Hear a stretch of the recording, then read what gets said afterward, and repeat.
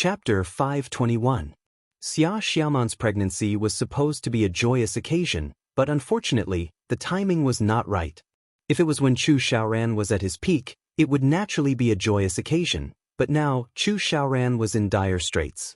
However, in Xia Xiaoman's heart, Chu Xiaoran was the kind of person who was omnipotent and could solve anything in his hands.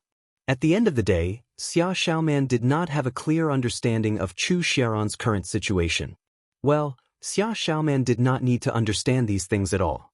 She just needed to do what she was supposed to do and serve Chu Xiaoran by communicating with him using her body.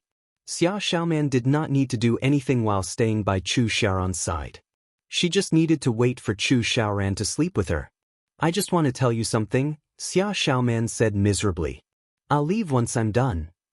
I'm pregnant." Before Xia Xiaoman could finish speaking, she was interrupted by Chu Xiaoran. "But, are you being disobedient now? I told you to go back." Xia Xiaoman burst into tears and ran out of the office while wiping her tears. She made up her mind not to tell Chu Xiaoran that she was pregnant. Chu Xiaoran's attitude just now completely hurt Xia Xiaoman. Even if she told him that she was pregnant, Chu Xiaoran would probably hurt her child. Xia Xiaoman bit her lip tightly. What should she do? The only thing she was certain of was that she had to keep the child. The miscarriage 3 years ago had already caused Xia Xiaoman to be devastated. This child was given to her by God. Although Xia Xiaoman decided to keep the child, she did not know what identity the child would be born with. She and Chu Xiaoran were not married, so the child would be born as an illegitimate child. She was already tortured by being forced to become a mistress, but her child could not bear such a terrible reputation before it was even born. The mother was a mistress, and the child was an illegitimate child. Xia Xiaoman left the office with a blank expression, not knowing what to do. Xia Xiaoman gently touched her belly, thought for a while, and took out her phone to make a call. Ning Shu was busy when he received a call from Xia Xiaoman. Ning Shu raised his eyebrows. "Why is Xia Xiaoman calling me? I thought that she should stop contacting me after calling me a bitch last time. Why is she calling me?" Ning Shu coughed and answered the phone. The person on the other end of the phone first called out, "Brother Wenlang," and then began to cry. Ning Shu hung up the phone and blocked her. Ning Shu didn't want to care about Xia Xiaoman's affairs at all. Ning Shu was preparing to sue Chu Xiaoran and ignored Xia Xiaoman. Xia Xiaoman's life and death had nothing to do with her. She had no responsibility to take care of Xia Xiaoman and even had to be responsible for Xia Xiaoman's emotions. However, Ning Shu didn't expect that Xia Xiaoman would actually come to the law firm to look for her. When Xia Xiaoman saw Ning Shu, she started crying before she could even speak. Ning Shu's eyes were empty, as if he didn't see Xia Xiaoman.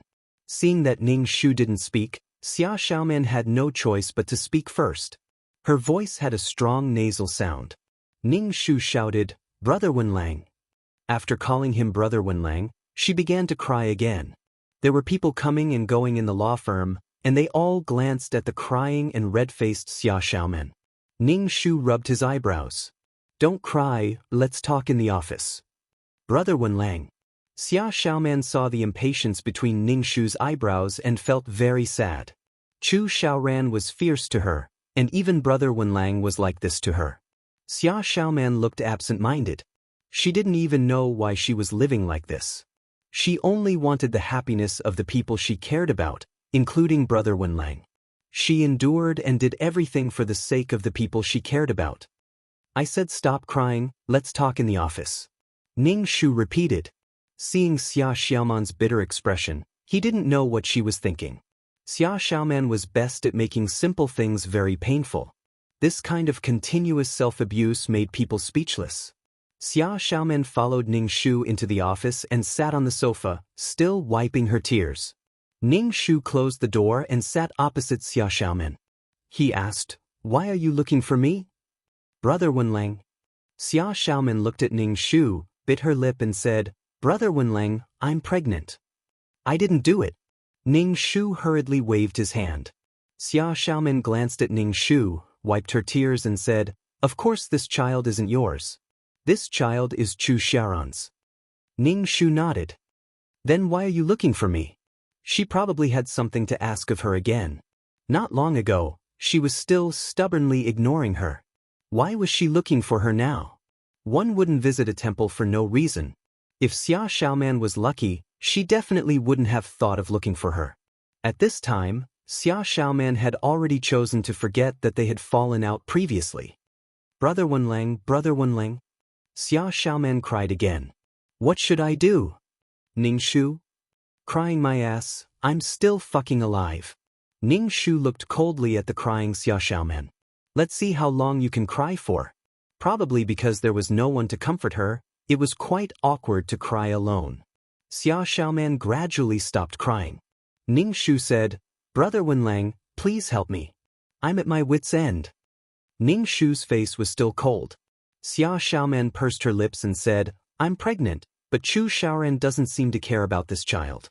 My life is ruined, but I don't want my child to have such a bad reputation. So? Ningshu asked coldly. Xia Xiaoman bit her lips tightly and knelt in front of Ningshu. Brother Wenlang, I know that I'm very unbearable in your heart, but the child is innocent. The child isn't mine. Ningshu raised his eyebrows. A pregnant woman was kneeling in front of him. Ningshu was expressionless. Was she trying to use this method to make him compromise? Get to the point. I'm very busy. There are still many lawsuits waiting for me to deal with. Let's not waste each other's time, okay? Ningshu said indifferently. Get up. Why are you kneeling? You're already pregnant, but you're still kneeling. Aren't you worried that something might go wrong? Hearing that something might go wrong, Xia Xiaoman immediately got up and sat down carefully. She placed her hand on her abdomen to protect the child. Xia Xiaoman, I remember that we're already over. What do you mean by this? Ningshu was very impatient. Do you not understand what I'm saying? Xia Xiaoman's face turned pale, and she felt disappointed. Brother Wenlang had completely changed. In the past, Brother Wenlang would rush over no matter what happened to her. He was very good to her and took good care of her. She had lost Brother Wenlang, but she didn't regret it. If she could make Brother Wenlang happy and not let Brother Wenlang's career be affected by Chu Xiaoran, she could endure it. Brother Wenlang, let's get married. Xia Xiaoman said very seriously. There was a deep sadness between her eyebrows.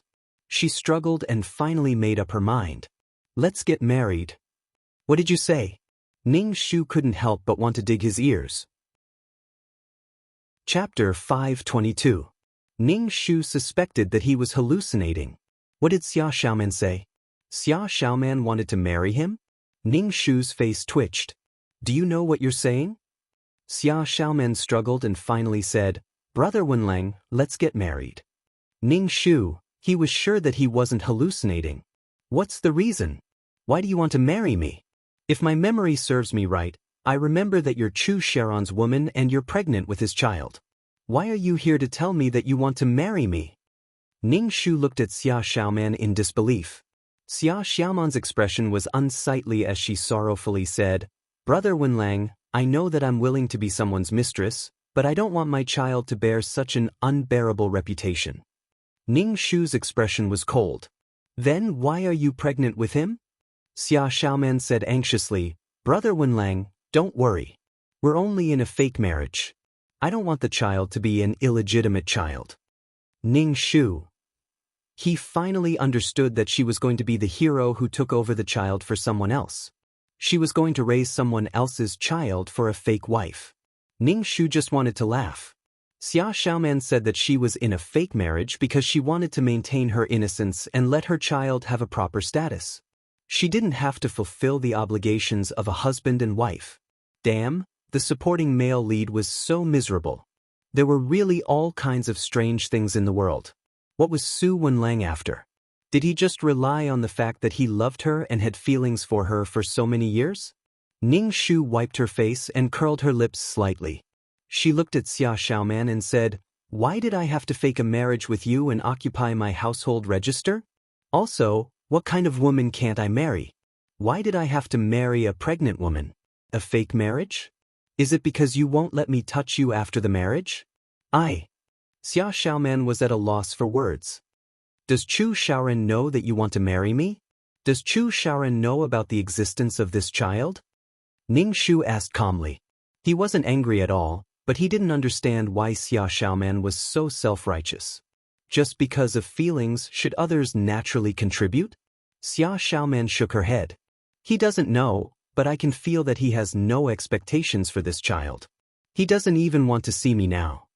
Ning Shu took a deep breath, as if he had a toothache. Xia Xiaoman is really naive and sweet. What's the situation now? Chu Xiaoran is now anxious about the company's affairs and doesn't like anyone. He probably wants to kill someone. He was simply asking for a snub if he only went up to her now. Chu Xiaoran was a little fierce to her. Then, when she was pregnant, he would come over to pretend to marry her and give the child a status. Ning Shu really wanted to kneel down. She was always capable of doing something. If I really agree to the marriage, by the time everything is prepared and the invitations are sent out, Xia Xiaoman will go back on her words. Chu Xiaoran is still the person in my heart. Blah blah blah, Brother Wenlang, I can't marry you. She could have just stayed in the villa and found an opportunity to tell Chu Xiaoran about her pregnancy. This child was Chu Xiaoran's. Why did she have to make Su Wenlang take the blame and let the child take the surname Su? In the end, she didn't even have a wife and child. Could she be any more cruel? Ning Shu couldn't take it anymore. Do you want to leave by yourself, or do you want me to chase you away? Ning Shu looked at Xia Xiaoman. If it weren't for your pregnancy, I would have long beaten you up and thrown you out. Xia Xiaoman's face turned purple and she was extremely embarrassed. Brother Wenling. Ning Shu immediately reached out his hand and gestured for her to stop. He then pointed at the door. Don't speak. Just leave through the door. Don't look back. Be careful of your steps. Hurry up and leave. Xia Xiaoman bit her lips tightly. At last, Ning Shu asked, Brother Wenlang, can't you help me? I'm really at my wit's end. If I don't have a child, I won't be so thick-skinned as to beg you. Ning Shu chanted the clear heart mantra in his heart. I'm so angry, but I still have to maintain a smile. Ning Shu said word by word, I won't raise someone else's child. Brother Wenlang, I don't need you to raise the child. I'll earn money to raise the child myself. I just want the child to have an honorable identity, not an illegitimate child born from a mistress, Xia Xiaoman said sadly. Ning Shu thought, Balala energy, Fenalala, elimination technique. Disappear, disappear, quickly disappear. Make this person in front of me disappear quickly. If you want to get married, go ahead and get married to Chu Xiaoran. What's wrong with you for insisting on marrying me? Does Chu Xiaoran know that you came here with his child? Ning Shu felt that his worldview had been refreshed again. Why did Xia Xiaoman feel that Chu Xiaoran didn't like this child and wouldn't marry her? Even if I die, I won't marry you. Just give up. Ning Shu was impatient. Why should I marry you? I'm sick of seeing you now. Do I have to marry you and look at you every day? Ning Shu was so determined that Xia Xiaoman had no choice but to leave. Her back view looked lost and helpless. Ning Shu couldn't be bothered with her. To be honest, Ning Shu's heart was calm when he saw that Xia Xiaoman was unhappy. She must be drunk to be courting death like this. Due to the intervention of the authorities, T-City's economy didn't fall into chaos for long. Although it affected T-City's economic market, it was mostly under control. Ning Shu sorted out the information in his hands, then handed the lawyer's letter and the court's indictment to Chu Xiaoran. Chu Xiaoran was charged with monopolizing the market, abusing market dominance, and eliminating and malicious competition. This matter couldn't be over just like that. How could he escape after playing with fire? How could there be such a good thing?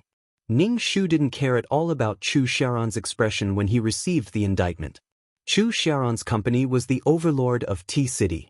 It was actually a family business. After Chu Xiaoran took over, it became much stronger and had deep roots in T-City. Logically speaking, such a company should be supported by the authorities, but it had already gone out of control. Even if the authorities had any instructions, he would ignore them and not listen to them at all.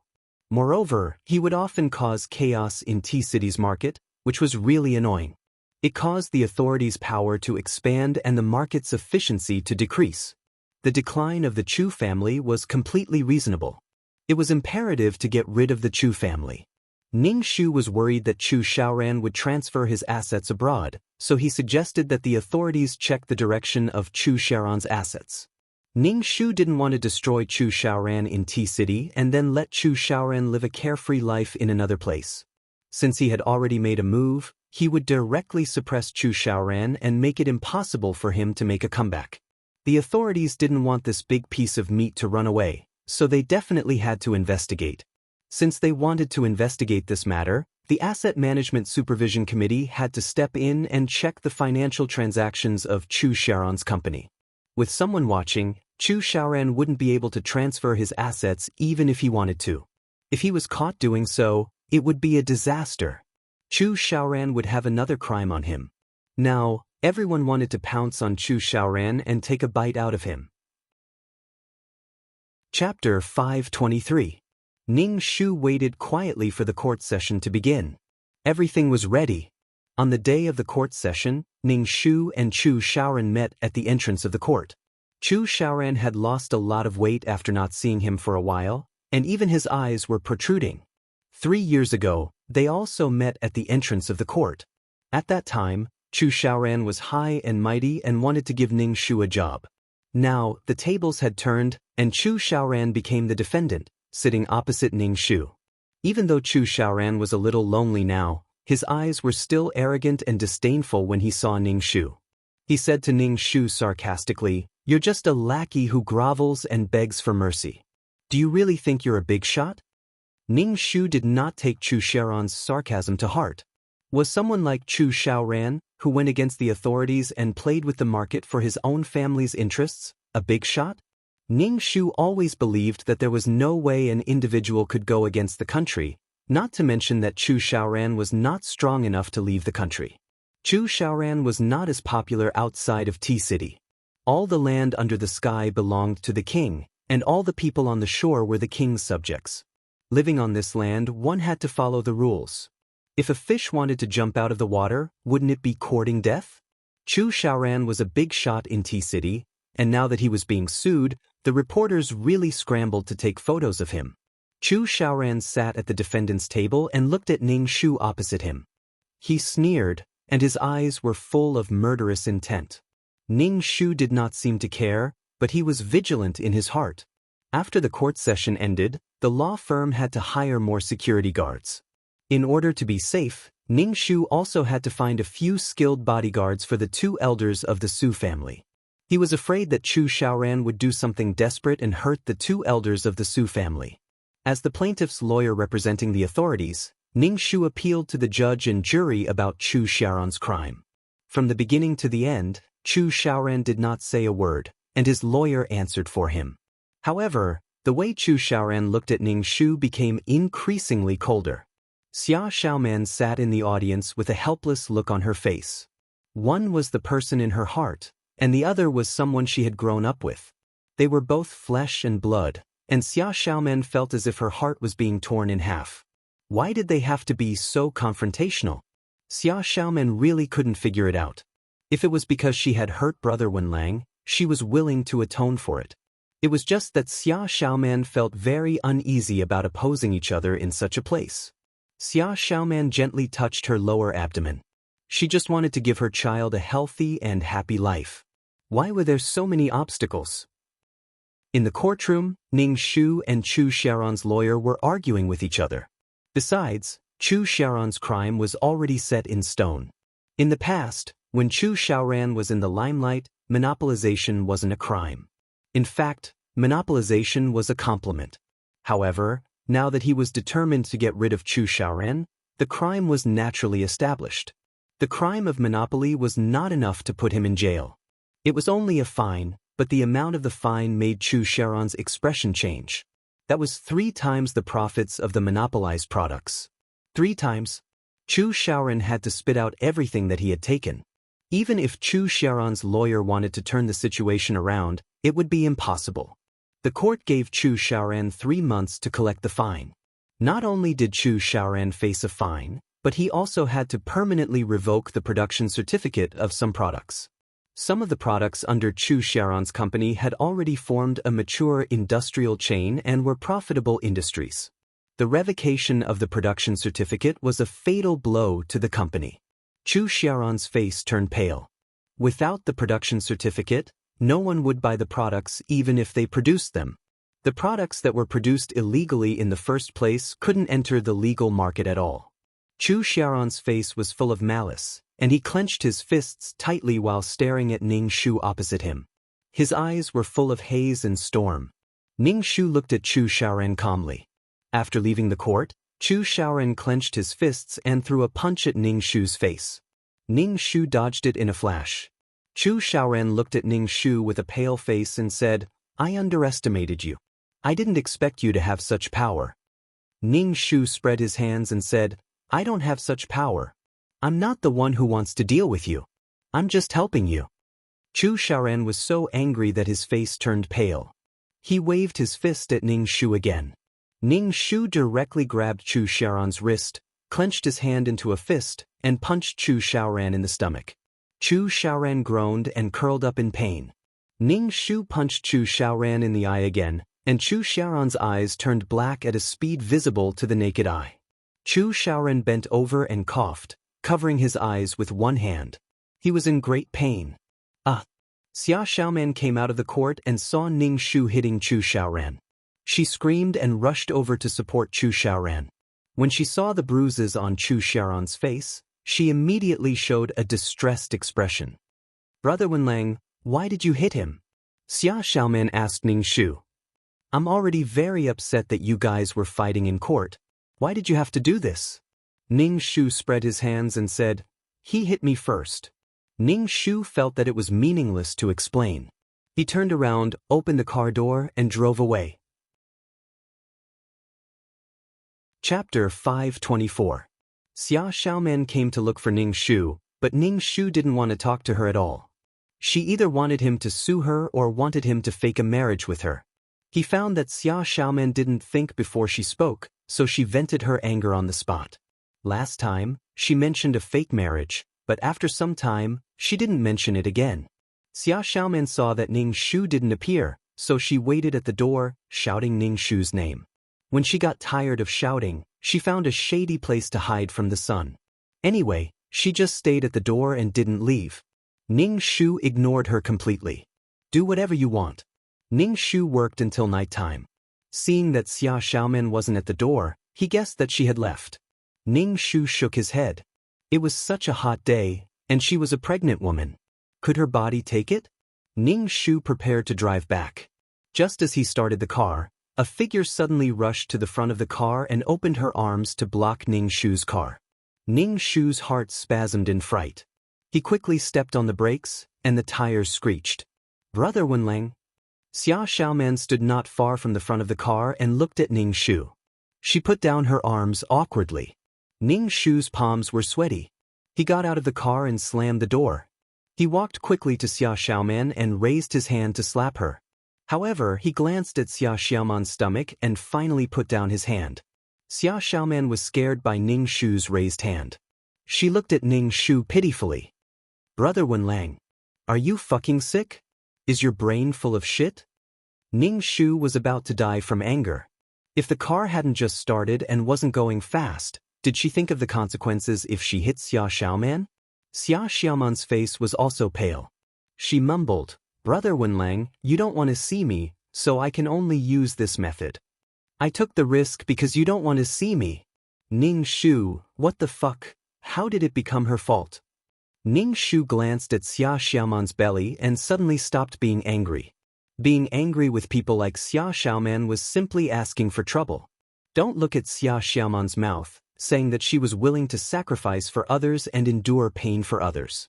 However, Xia Xiaoman was actually using this as an excuse for her selfishness. She was obviously pregnant, but she completely ignored the child in her belly and made such a dangerous move. She thought about what would happen if she was really hit by a car. As a mother, she didn't think about how to protect the child in her womb. She even said that she was willing to marry a man she didn't love for the child in her womb so that the child could have a proper identity. Xia Xiaoman was indeed weak, but her weakness was even more detestable than Chu Xiaoran's scheming. Xia Xiaoman used a soft knife to stab at Su Wenlong's heart over and over again. Xia Xiaoman used Su Wenlang's feelings for her to kidnap Su Wenlang. Ning Shu hated Xia Xiaoman very much. A woman living like this, she was worse than a prostitute in a brothel. However, Xia Xiaoman was only serving one person, and her service was even labeled as true love. Ning Shu turned around and got into the car, not wanting to talk to Xia Xiaoman at all. It was just a waste of saliva, and it wouldn't make sense even if he tried to talk to her. Xia Xiaoman grabbed Ning Shu's arm. "Brother Wenlang, do you really not want to say a word to me?" Ning Shu pried Xia Xiaoman's hand away and got into the car. Xia Xiaoman looked sad and put her hand on the front of the car, refusing to let Ning Shu leave. "Brother Wenlang, I beg you, can you listen to me? Please don't fight with Chu Xiaoran like that, I beg you." Xia Xiaoman's face was covered in tears. Ning Shu was expressionless. "Why not? Chu Xiaoran has been defeated and the Chu family has collapsed. I'm happier than anyone else." Xia Xiaoman bit her lips tightly and said in a trembling voice, "Brother Wenlang, are you still holding a grudge over what happened 3 years ago? It was my decision to leave you back then. If you want to hate someone, hate me." Ning Shu started the car and the engine roared. Xia Xiaoman stood in front of the car firmly. "Brother Wenlang, I won't let you go. Today we must make things clear." Ning Shu was speechless. "What a mess." Ning Shu said expressionlessly, "If you don't want to, then go ahead. Anyway, I don't like the bastard child in your stomach. It's better if it dies. Do you think I want to see my ex-fiancée pregnant with another man's bastard child?" Xia Xiaoman was horrified. She felt the engine cover under her hand trembling slightly because of the engine. Through the glass, she saw the man's cold and gloomy face. Xia Xiaoman's firm heart began to waver and she hurriedly moved aside. Ning Shu sneered and stepped on the accelerator, leaving Xia Xiaoman behind. After a while, she could no longer be seen. Ning Shu was completely convinced by Xia Xiaoman. She was quite heaven-defying to live until now without being beaten to death. Ning Shu really wanted to beat Xia Xiaoman up to vent the indescribable anger and brutality in his heart. However, when he thought of the child in Xia Xiaoman's stomach, Ning Shu still couldn't bring himself to hurt a child. Later on, he thought about it and realized that Xia Xiaoman had nothing to do with him. Being so angry would only ruin his mood. Ning Shu chanted the mind-clearing mantra in his heart as he drove. He stopped the car and waited for the green light. At this time, there was not much traffic, but there was an overweight truck on the opposite side of the road that completely ignored the traffic lights and rushed toward his car at a high speed. Ning Shu's body moved faster than his brain.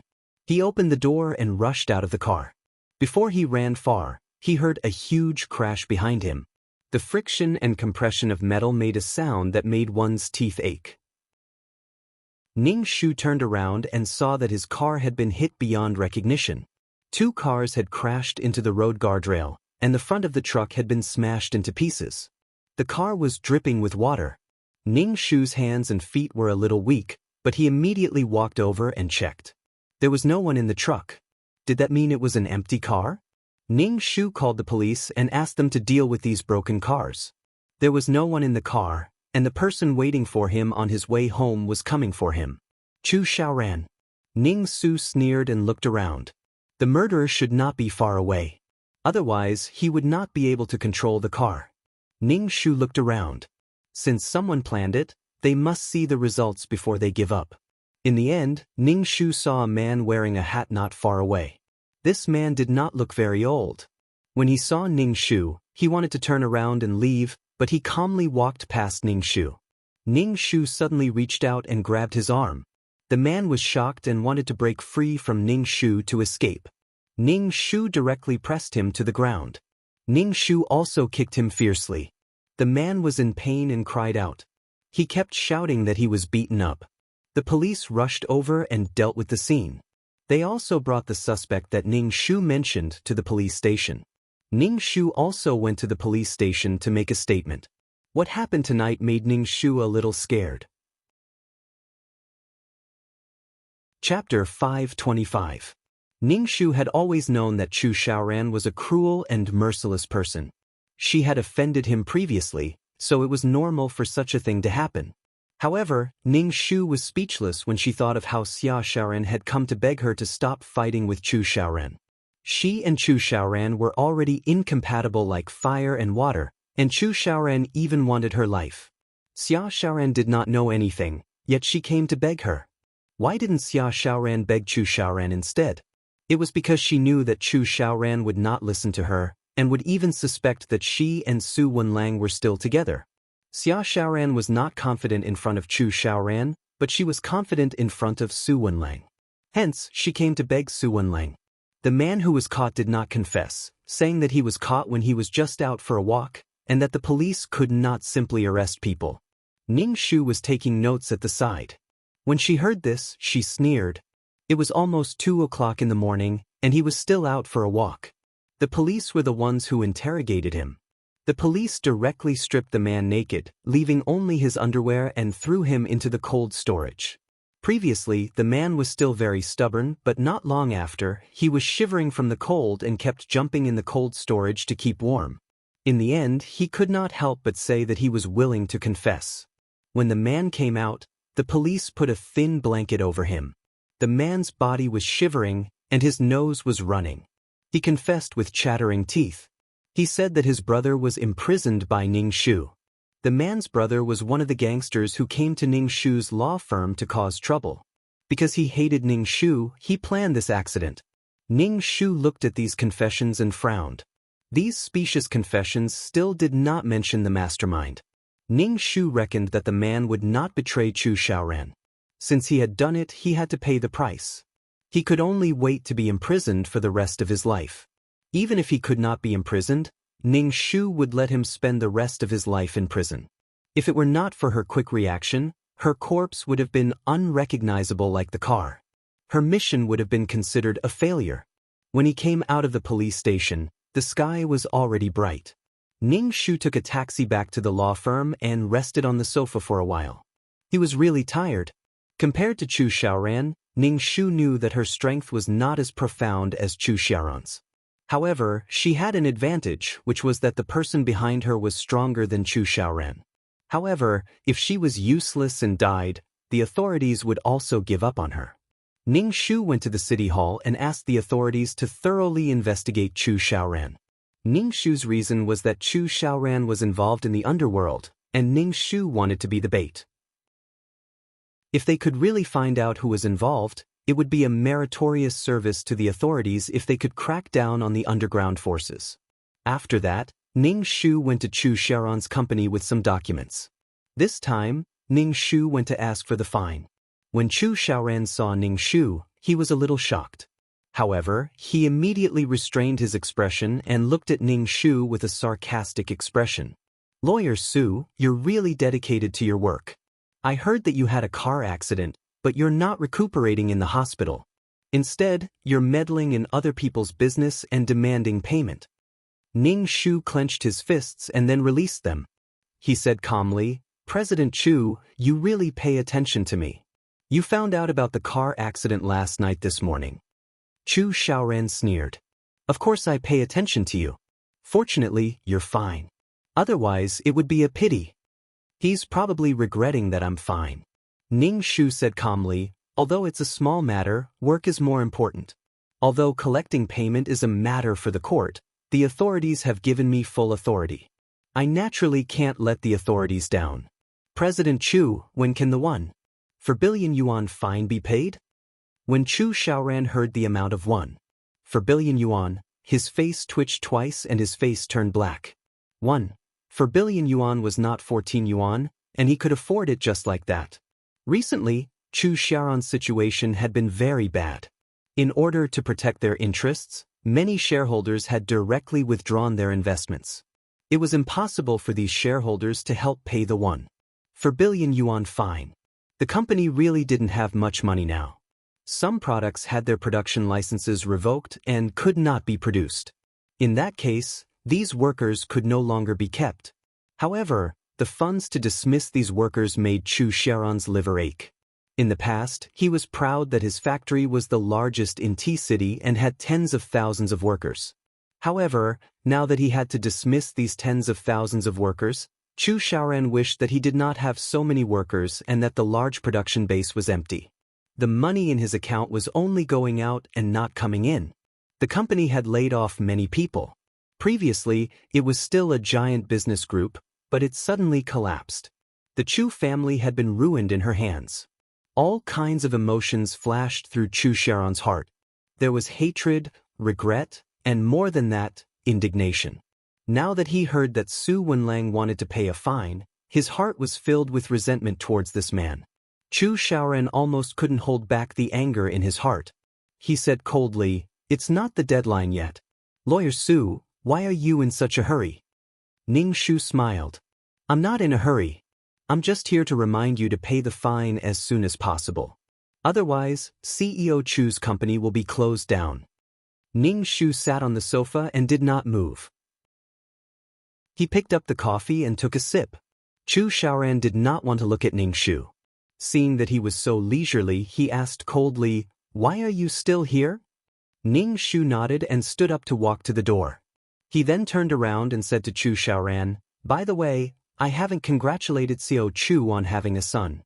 "Congratulations." Chu Xiaoran frowned.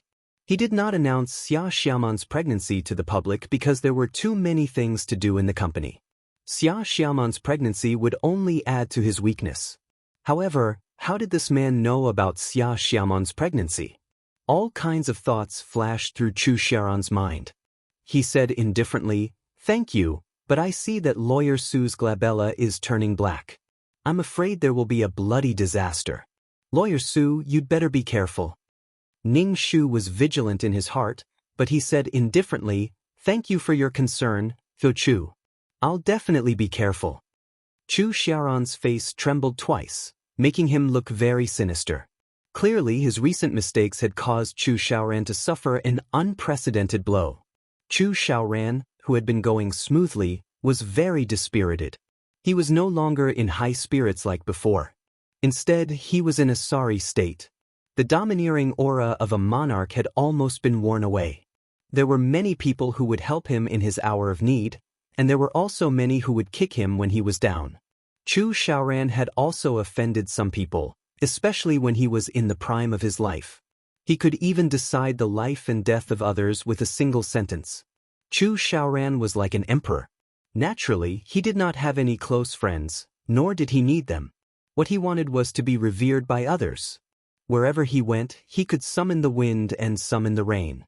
There were probably many people who wanted to find trouble with Chu Xiaoran, especially when they wanted to trample on a high and mighty figure. Chapter 526. Ning Shu purposely went to Chu Xiaoran's company to annoy him and then returned to the law firm. Ning Shu went to Chu Xiaoran with a purpose. She wanted to do what a bait should do. Instead of worrying about her life every day, she might as well catch them all at once. Although it was a little dangerous, she hoped that the results would be satisfactory. In the following days, Ning Shu clearly felt that someone was following her, but these people did not take action. They just followed her and were very cautious. If not for Ning Shu's superb martial arts skills, she would not have noticed them at all. These people looked much more powerful than the hooligans she met before. Ning Shu had a signal transmitter on her. It was placed on her by the authorities. If something really happened, the police would receive the signal and rush over. Ning Shu felt that she had gone all out for this mission. She had to fight against a man with power and influence. That was how tough it was. If you want to woo Chu Xiaoran, you don't have to go through so much trouble. 2333 suddenly appeared and said indifferently, "Don't they say that men conquer the world and women conquer men with their bodies? This is the advantage of women. Leave the fighting and killing to men. I'm a man now. You want me, a man, to woo Chu Xiaoran? Is your system okay? I think you've been poisoned." Ning Shu wanted to kneel down to 2333. "Oh, I forgot." 2333 said. "Ning Shu, do you think that if I woo a man with my charm value, he will care about me?" Ning Shu asked. 2333. She wanted to create a brand new life for her client. Could it be that finding a good man for her client was a successful life? Could it be that marrying a powerful man was a successful life? Maybe it was a successful life, but there was nothing happier than being free to be yourself, doing what you want to do, doing what you love, and realizing your dreams. No matter what kind of person she was, having someone by her side who could help her in times of need was love. Ning Shu wanted to go on in the thousands of planes. Feelings were not important to Ning Shu. They were more of a tie. If she wanted someone to accompany her, Ning Shu hoped that it would be when she could control her own destiny. Ning Shu's goal now was to live. To live, a person's heart was too heavy. Ning Shu had nothing to exchange for her heart. If she gave her heart away, how could she go to the thousands of planes freely? If his life wasn't his and his heart wasn't his, then what else did he have? Ning Shu avoided having feelings for the people in the mission. Of course, others did not like her. This was a rather sad topic. "You're so stubborn." 2333 laughed at Ning Shu and then went silent. Ning Shu felt that Chu Xiaoran's underground power should be quite big when she sensed that he was peeping at her like a shadow. Therefore, not only did he have to attack Chu Xiaoran's strength on the surface, but he also had to remove Chu Xiaoran's underworld forces. Chu Xiaoran's strength was not small. He was simply blessed by nature and favored by the heavens. Ning Shu drove and looked at the people following behind through the rearview mirror. Ning Shu thought for a while and drove to a remote place. In the end, he was blocked by several cars. Ning Shu, who was in the car, pressed the button on his watch and sent out a signal. The window of a car rolled down, revealing a face that Ning Shu was very familiar with. Chu Xiaoran turned to look at Ning Shu. "Lawyer Su, we meet again?" Ning Shu secretly pressed the button on his watch several times and said, "President Chu?" Ning Shu looked around and said faintly, "It's fate to meet in such a desolate place." Chu Xiaoran turned to look at Ning Shu and smiled at him. "It's not a coincidence at all. I came here especially for you." Ning Shu pressed the button on his watch again and looked at the burly men around him. These men were covered in blood and had a murderous aura. It was obvious that they had taken lives. Ning Shu's heart sank. Previously, when he looked at Chu Xiaoran's company, he felt that it was going to collapse. However, now that he saw Chu Xiaoran's subordinates, Ning Shu suspected that Chu Xiaoran wanted to go from the light to the dark and only manage his underworld forces. This was not what Ning Shu wanted to see. He was afraid that Chu Xiaoran would develop in a gray area without the constraints of the law on the surface. He would only be more successful. Ning Shu kept pressing the watch on his wrist, but he did not dare to be too obvious. He said to Chu Xiaoran, "Then, President Chu, why are you looking for me? I'm afraid of such a big scene." Chu Xiaoran smiled evilly. "Lawyer Su, you also know how to be afraid. I thought that Lawyer Su was not afraid of anything. I didn't see you being afraid when you were standing at the plaintiff's table." Chu Xiaoran waved his hand, and the burly men around him surrounded him. A man reached out and wanted to open the car door, but the door was locked by Ning Shu. "Open the door." The man smashed the car window and reached his hand in, wanting to open the car door. However, Ning Shu punched the man's nose with all his might, causing blood to splatter from the man's nose. He fell to the ground and fainted. Chu Xiaoran looked at the man who fainted on the ground, then glanced at Ning Shu. With a cold and cruel expression, he said, "Catch her. I'll deal with her myself." Ning Shu originally wanted to drive away, but his car was blocked from all sides and couldn't be driven away at all. Ning Shu was pulled out of the car by a few burly men. Chu Xiaoran got out of the car. His black leather shoes were shiny, and when he stepped on the yellow sand, he was tall and handsome, giving off the vibe of a dark emperor.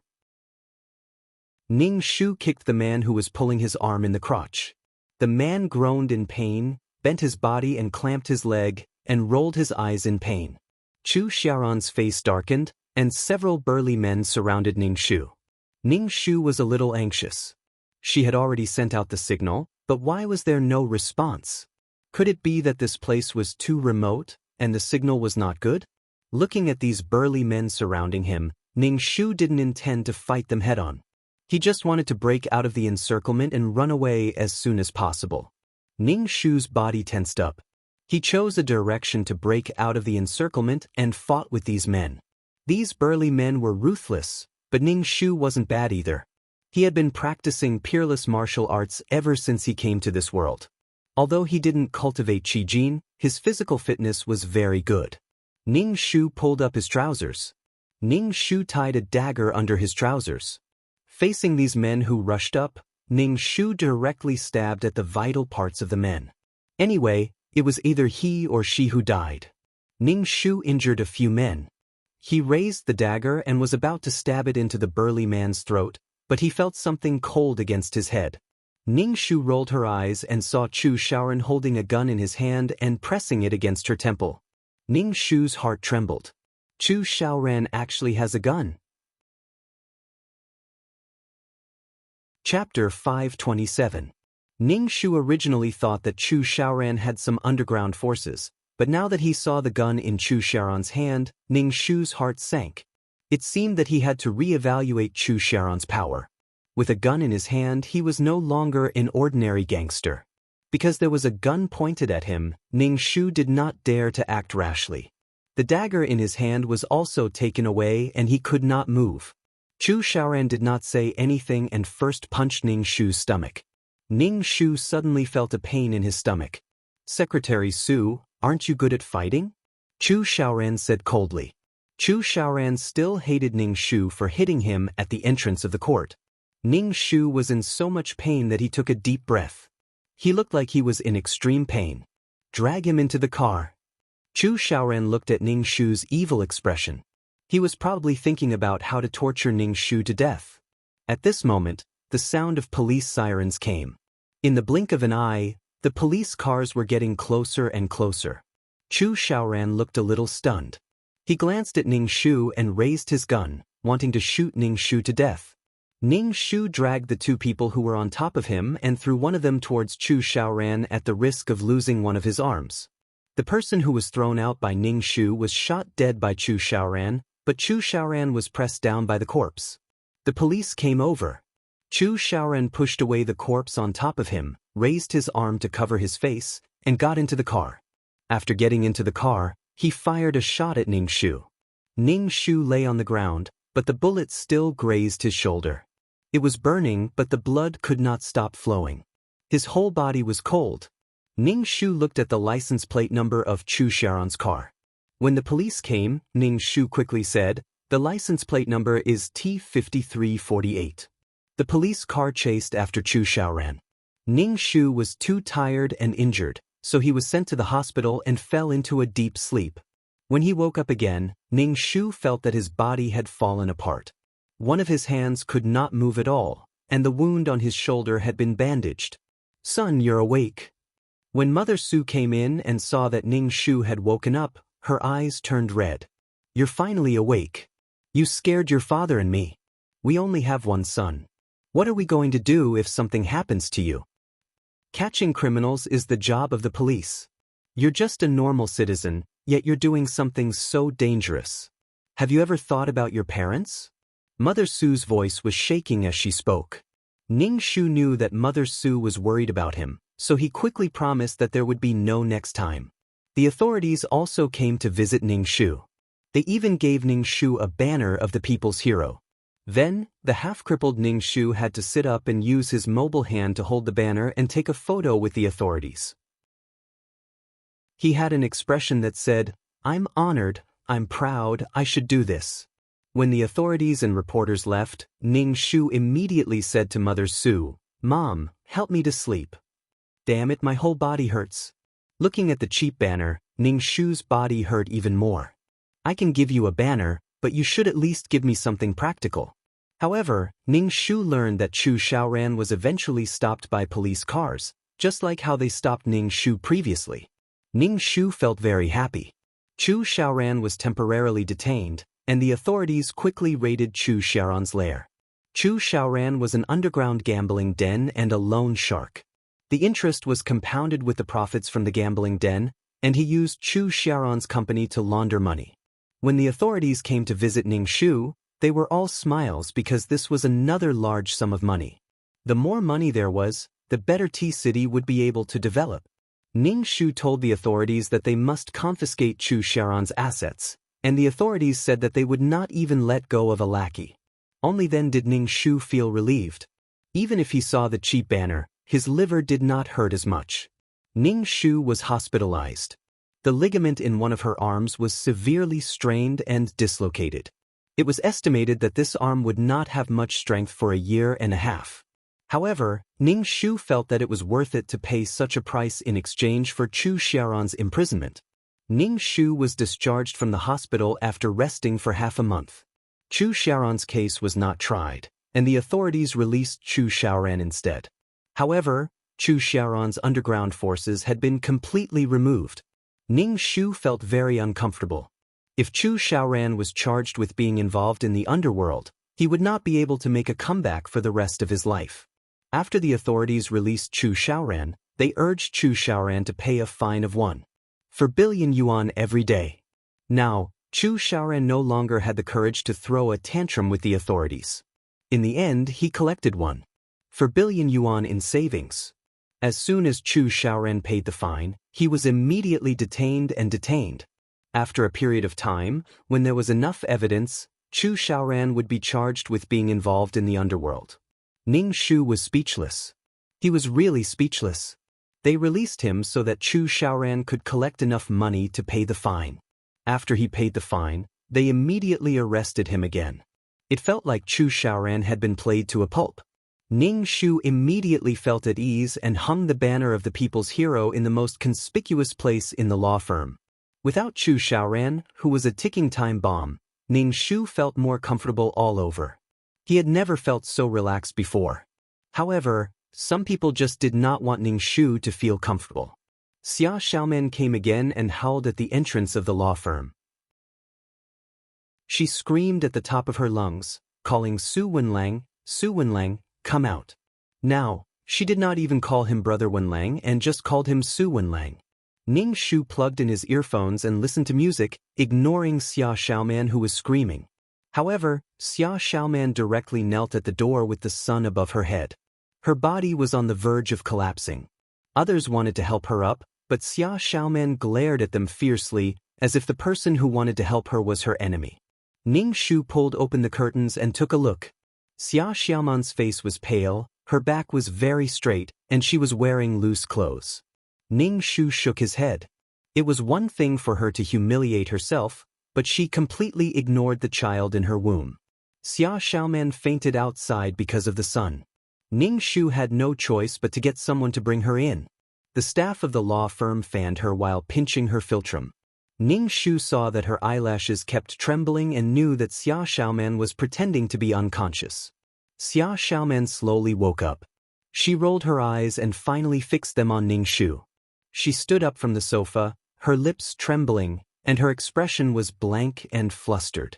She questioned, "Why did you do this?" But Ning Shu was speechless. He was so confused. He had no idea what she was talking about. "Why did you do this? What good will it do you if Chu Xiaoran goes to jail? Why did you do this?" Xia Xiaoman felt that the person in front of her was very unfamiliar. This was not the Brother Wenlang in her memory. Brother Wenlang would not be so cold and heartless. Ning Shu was speechless. Why is it so tiring to talk to her? Does she not know the reason at all? Haven't you always wanted to leave Chu Xiaoran? I'm helping you. Ning Shu spread his hands expressionlessly and said, "Didn't you say that you hate Chu Xiaoran?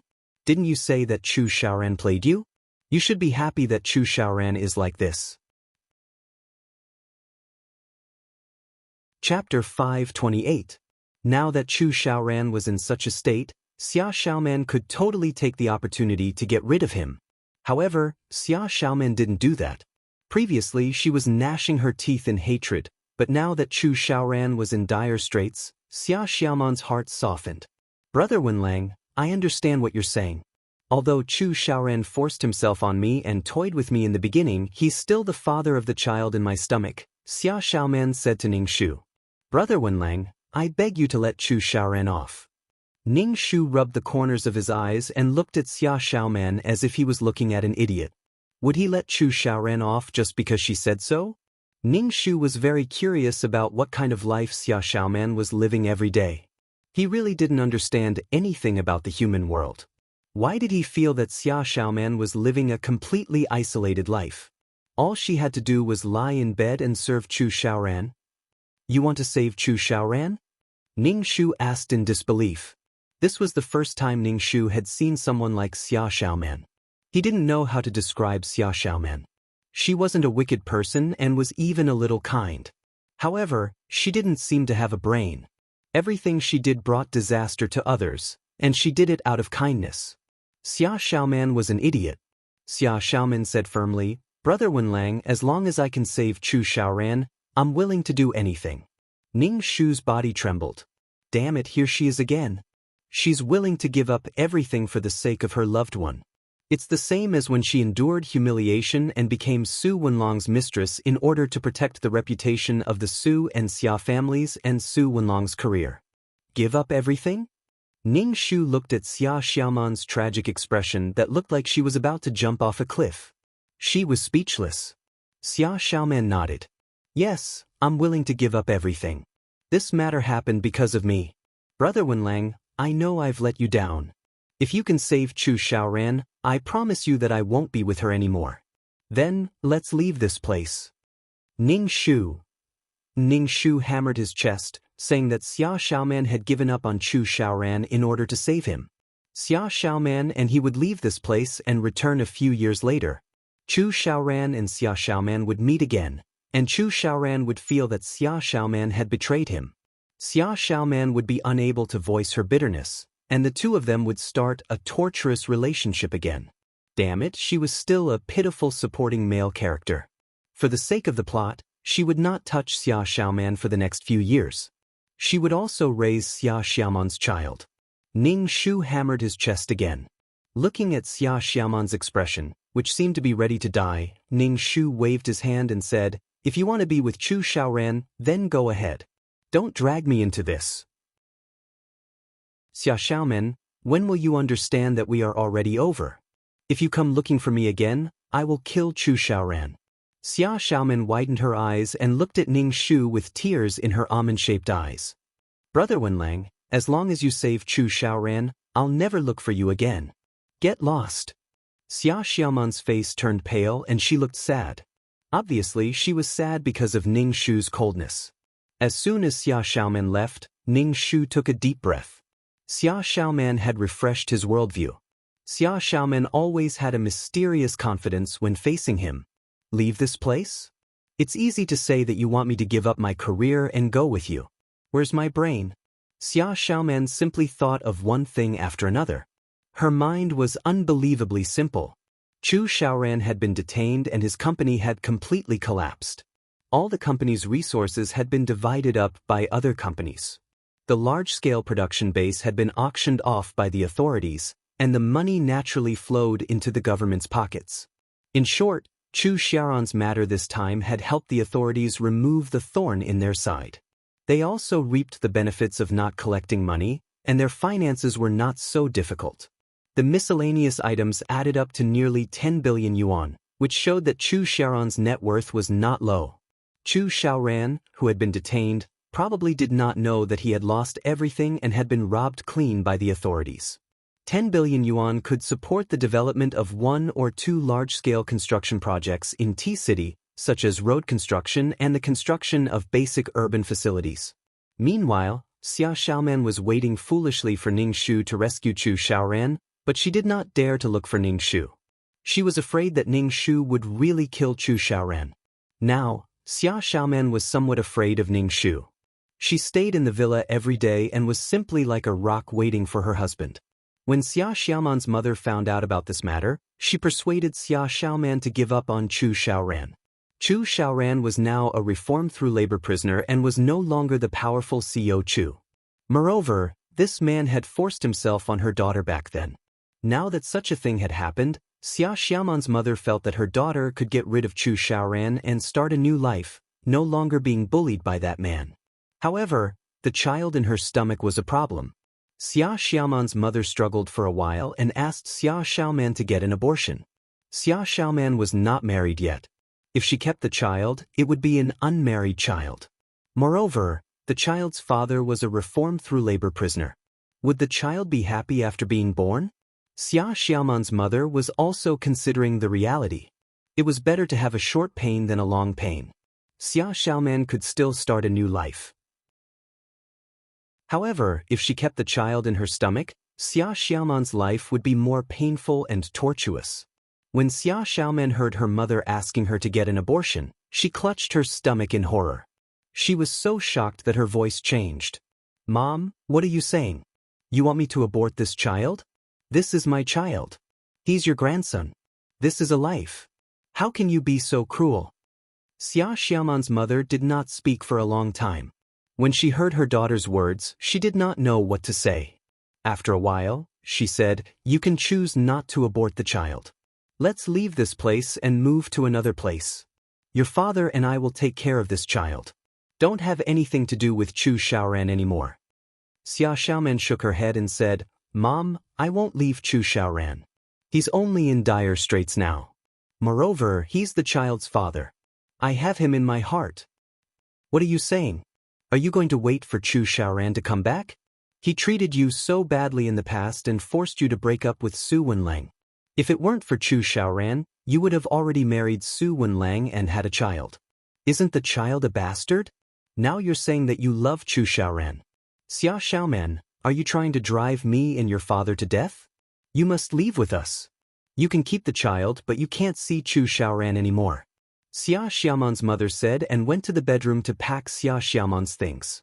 Obviously, she wanted to take Xia Xiaoman away. Seeing her mother's tough attitude, Xia Xiaoman knelt in front of her and sobbed. "Mom, Chu Xiaoran and I are truly in love. Please give us your blessings. No matter what Chu Xiaoran is like now, I still love him in my heart. Even if I leave Chu Xiaoran, I won't marry another man," Xia Xiaoman said firmly. Chapter 529. Xia Xiaoman's mother didn't expect her daughter to be so stubborn as to insist on being with Chu Xiaoran. She really wanted to beat her to death. Xia Xiaoman's mother didn't think that Chu Xiaoran loved her daughter. If he really loved her, why didn't he get married after so many years? However, Xia Xiaoman was determined to be with Chu Xiaoran. Everything she did was out of consideration for Xia Xiaoman's future. Xia Xiaoman still had a long life ahead of her, but her daughter didn't appreciate it. Xia Xiaoman's mother was angry and anxious. She said fiercely, "If you really want to be with Chu Xiaoran, I'll take it that I've never given birth to you. Don't you have any shame? Because of you, your father and I have been treated with disdain whenever we go out. They're all laughing at us openly and secretly. The Xia family has been completely disgraced." Xia Xiaoman cried sadly and repeatedly said, "Mom, I'm sorry, I'm really sorry. But I can't leave Chu Xiaoran. The child in my stomach belongs to Chu Xiaoran." Xia Xiaoman's mother looked at her daughter and asked, "You mean you want to be with Chu Xiaoran?" Xia Xiaoman nodded while sobbing. Xia Xiaoman's mother was so angry that she threw the clothes in her hand and the suitcase on the ground. "I'll take it that I've never given birth to you." Xia Xiaoman kowtowed a few times to her mother's back and fell to the ground, unable to get up for a long time. Later, the Xia family really moved. Before they left, Xia Xiaoman's mother gave Xia Xiaoman a sum of money and told her to behave herself. Over the years, the Xia family suffered a lot of rumors and slanders because of Xia Xiaoman. Xia Xiaoman's father was a teacher and was a very upright person. However, because of Xia Xiaoman, he couldn't stand up straight in front of his students. Some students would even cover their mouths and laugh when they saw Xia Xiaoman's father, saying behind his back that teacher Xia's daughter was someone else's mistress. The main reason was that Chu Xiaoran was a well-known figure in T-City. Xia Xiaoman's father lost a lot of his confidence and felt that he had lost his morals. He didn't have the confidence to discipline his students. Occasionally, his students would even disobey him and say that Xia Xiaoman was his mistress in front of him, causing him to burst into laughter.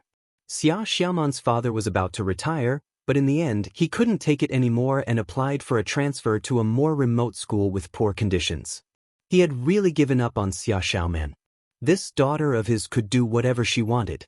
If she wanted to be with Chu Xiaoran, so be it. When Ning Shu learned that the Xia family had moved and left Xia Xiaoman alone in T-City, he was stunned for a moment before he understood that Xia Xiaoman had been abandoned by the Xia family. Is Xia Xiaoman waiting for Chu Xiaoran to come out? This was true love that would never leave. Ning Shu sighed inwardly at Xia Xiaoman's deep love for Chu Xiaoran. The trial of Chu Xiaoran's case began. As Ning Shu was injured all over, he did not appear in court in person. Chu Xiaoran managed to find a defense lawyer through some unknown means and reduced his sentence from 3 years to 1 year. In other words, Chu Xiaoran had to go to jail for a year because of his involvement in the underworld. This punishment was actually considered light. It was possible that he would not be punished. Xia Xiaoman's face turned pale when she heard the verdict. She looked at Ning Shu, clearly dissatisfied with the verdict. Ning Shu did not pay any attention to her. In fact, Chu Xiaoran himself was quite satisfied with the verdict. After a year, he would be able to make a comeback. Chu Xiaoran, who was in the defendant's seat, glanced at the worried Xia Xiaoman from the corner of his eye and felt a warmth in his heart. However, when he saw Ning Shu, his face immediately turned sullen. He immediately imagined that Xia Xiaoman had gotten together with Su Wenlang because she saw that he was in dire straits. The more he thought about it, the more sullen his face became. Besides, Xia Xiaoman was pregnant with his child. Xia Xiaoman did not know what Chu Xiaoran was thinking. She was full of worry for him and her heart ached for him. After the trial ended, Chu Xiaoran was escorted to the detention center. Ning Shu walked out of the courthouse with a smile on her face. Torturing a person, destroying his life, destroying his beliefs, and trampling on his dignity. She had to watch as his hope was shattered, and she had to watch as the person she hated looked down on her from a high position. Xia Xiaoman caught up with Ning Shu. Ning Shu asked, "Brother Wenlang, why did Chu Xiaoran have to go to jail for another year?" Ning Shu glanced at Xia Xiaoman's belly, which was already slightly protruding. Xia Xiaoman's body was delicate, and she had probably been worried about a lot of things recently. She had lost weight and her belly looked a little big. Ning Shu said calmly, "He should have been sentenced to more than 3 years, but now he only has 1 year. I was the one who secretly found Chu Xiaoran's defense lawyer. If you're still not satisfied with this, I can't do anything about it. Brother Wenlang, don't be angry. I don't mean anything else." Xia Xiaoman hurriedly said, "Brother Wenlang, thank you. Don't come looking for me in the future. If you do, Chu Xiaoran will be in trouble." Ning Shu's face was cold. Xia Xiaoman's face turned bitter. She suddenly felt that the world was so big, but she had no one to rely on. Her parents had left this place, and Xia Xiaoman didn't even know where they went. It was as if they had completely disappeared from her world. Brother Wenlang was no longer the person who had been with her since she was a child. Lonely and fearful, Xia Xiaoman felt very panicked and fearful of the unknown life. Xia Xiaoman had never lived independently for a day. Ning Shu began to work without any distractions. The reputation of the law firm slowly rose, not only in T-City, but also in the surrounding cities. This was the intention of the authorities. They wanted to establish a good image that could even represent the image of T-City. Ning Shu was the one who was pushed to the front. Ning Shu organized the cases that were free of charge into a book. Ning Shu really didn't receive a single cent from these cases. Moreover, the background of each family was clearly investigated. Ning Shu didn't want some people to fish in troubled waters.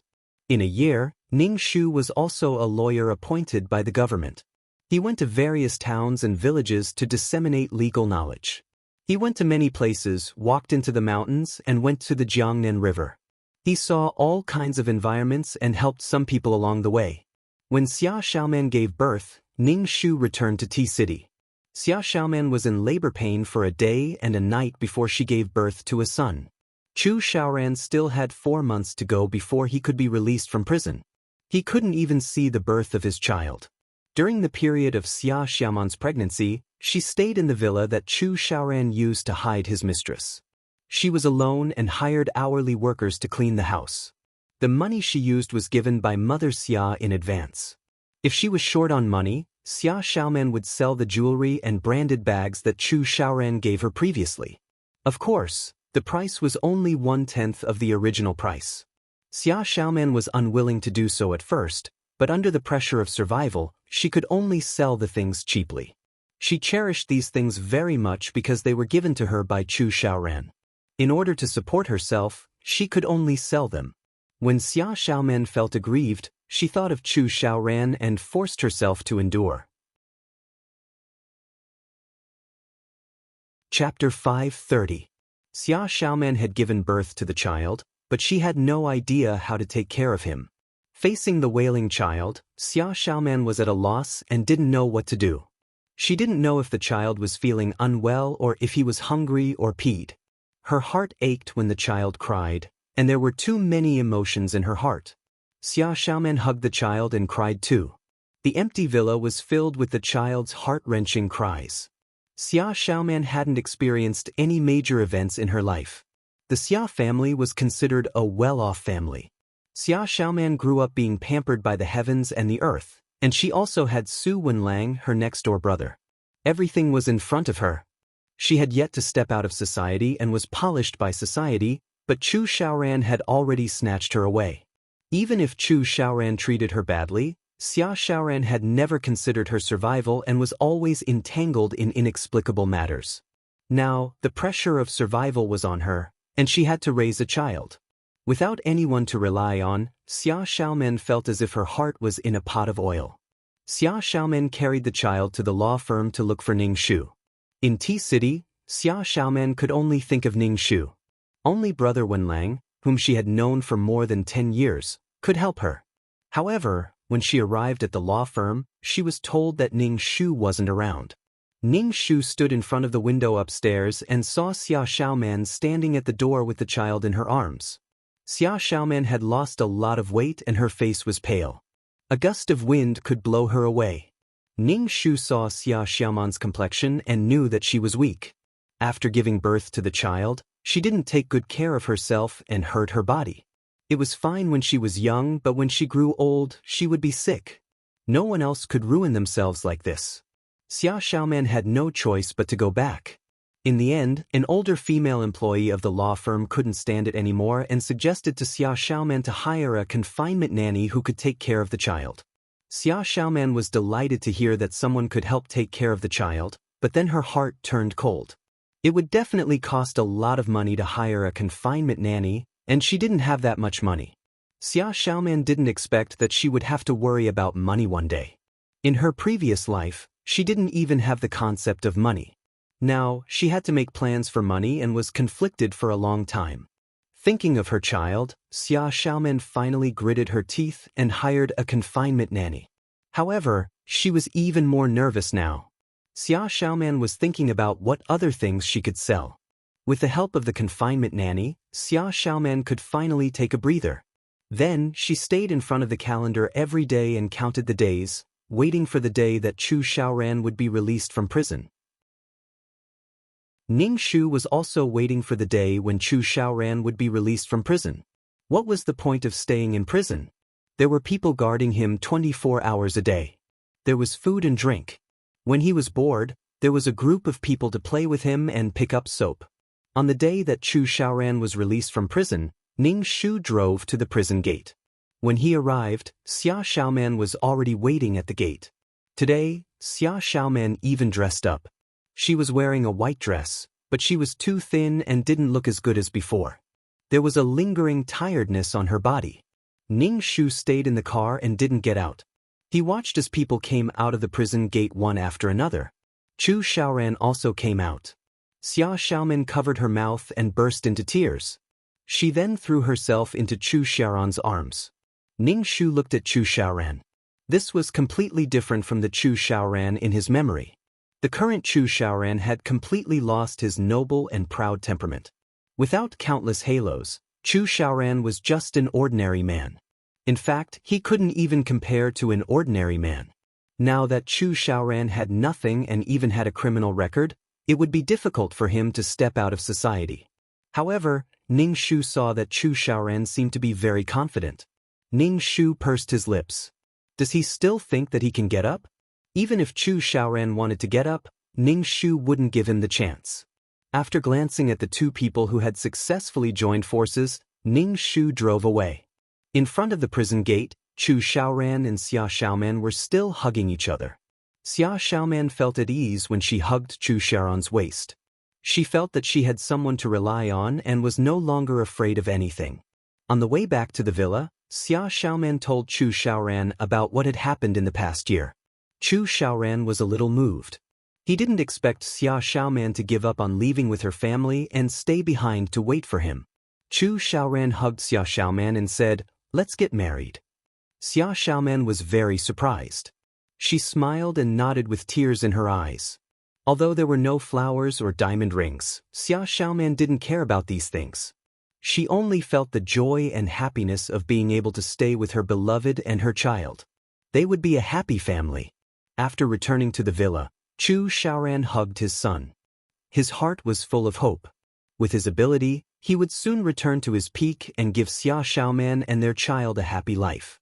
If Chu Xiaoran wanted to make a comeback, he needed capital. However, Chu Xiaoran's assets had all been confiscated by the authorities. Chu Xiaoran decided to sell the villa. When he first bought the villa, it cost nearly 10 million yuan. At that time, 10 million yuan was nothing to Chu Xiaoran, but now, it was the only capital he had. It was the capital he needed to make a comeback. After the villa was sold, Chu Xiaoran and Xia Xiaoman moved into an ordinary house in the community and lived a life without a house. Moreover, the confinement nanny who took care of the child was also dismissed. Hence, the responsibility of taking care of the child fell on Xia Xiaoman's shoulders. Chu Xiaoran took the money from selling the villa and went out to look for business opportunities. However, he usually didn't gain anything after a day. When Chu Xiaoran returned home, he didn't even have a hot meal to eat. Without the confinement nanny by her side, Xia Xiaoman found it very difficult to take care of the child. When Chu Xiaoran returned, she asked Xia Xiaoman to take care of the child and then went to cook for him. In the past, Xia Xiaoman didn't do any household chores. Hence, one could imagine how good the food she cooked was. Chu Xiaoran ate 2 mouthfuls and stopped eating. He ate something that was either noodles or paste. Living in a cramped house, Chu Xiaoran's heart was filled with anger. When he slept at night, the child would constantly cry, causing Chu Xiaoran to feel extremely vexed.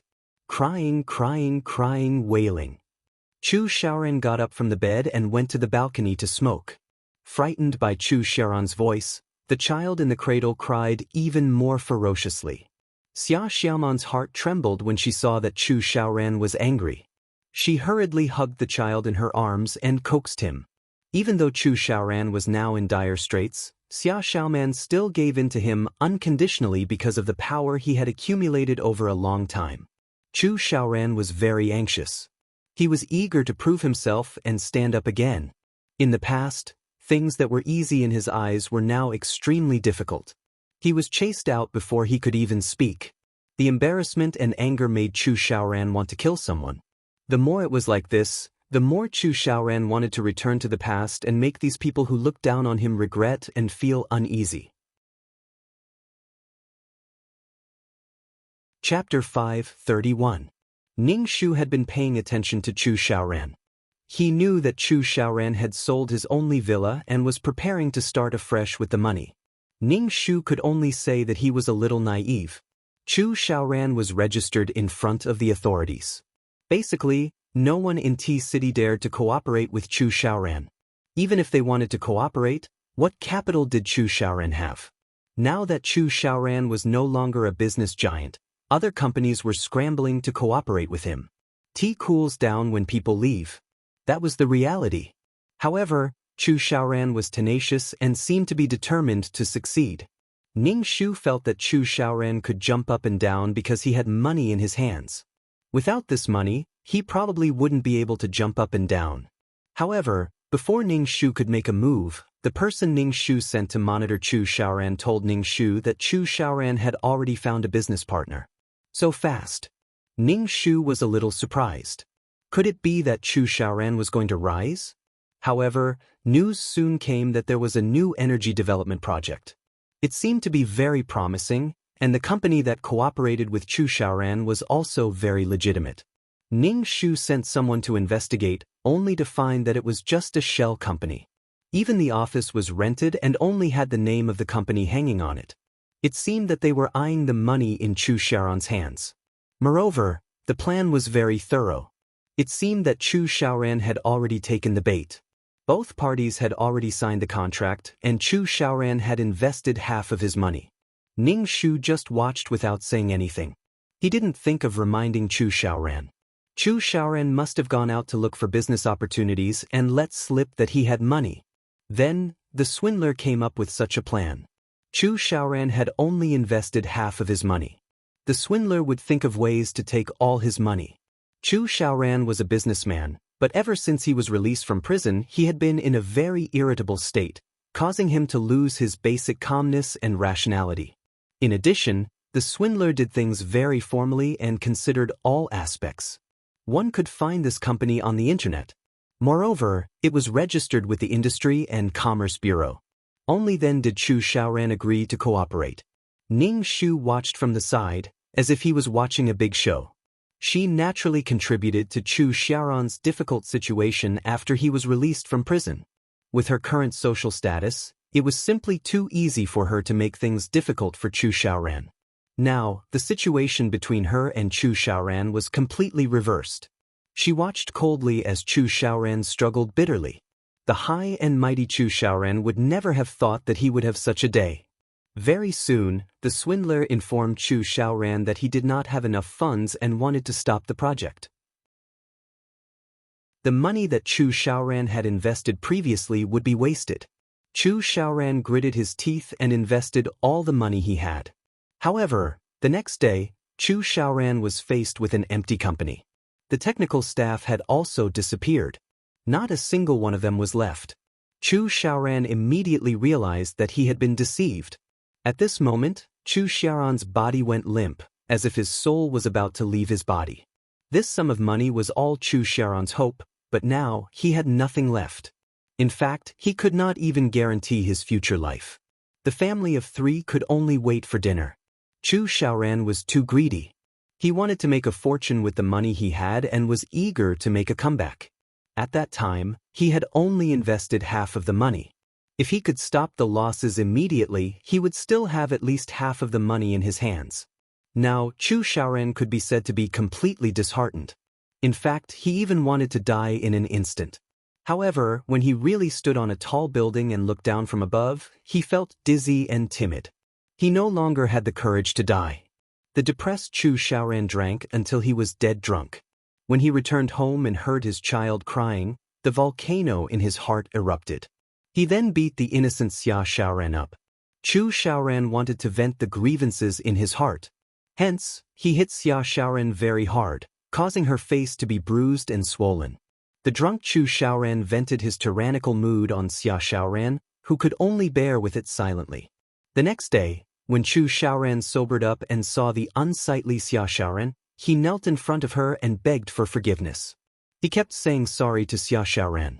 It was because he was too depressed in his heart that he tried his best to get up and give his mother and daughter a happy family.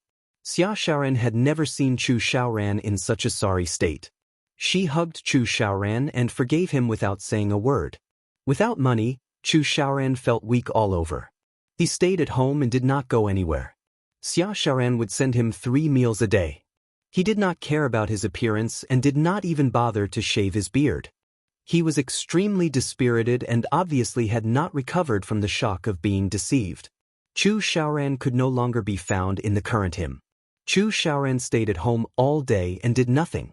However, he needed to spend money on his child's milk powder, diapers, rent, utilities, food, and clothing. Xia Xiaoran originally wanted to reach out and ask Chu Xiaoran for money, but she remembered that Chu Xiaoran had just been cheated of some money some time ago. Chu Xiaoran would feel uncomfortable if she mentioned money to him. The pressure of survival was all on Xia Xiaoran. Xia Xiaoran, who had never worked before, had to work to earn money. People like Xia Xiaoran were not suitable for work at all. Many companies did not want Xia Xiaoran, although she had a university degree. On one hand, Xia Xiaoran was considered a well-known figure in T-City because she was once the girlfriend of T-City's Prince Charming Chu Xiaoran. On the other hand, Xia Xiaoran always looked lost and helpless. It was obvious that she did not have the ability to work.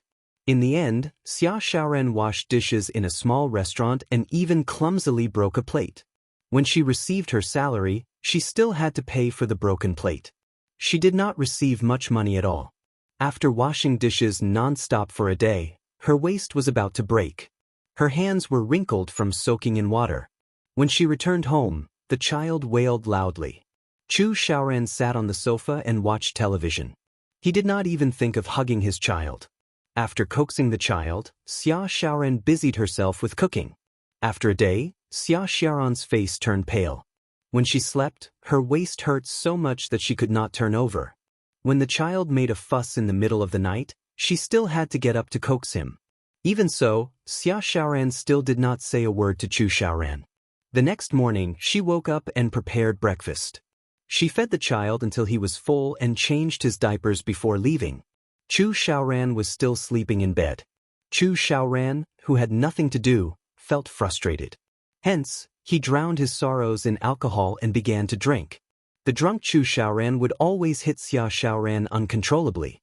In the past, Chu Xiaoran used to treat Xia Xiaoran coldly, but now, it had developed to the point of punching and kicking.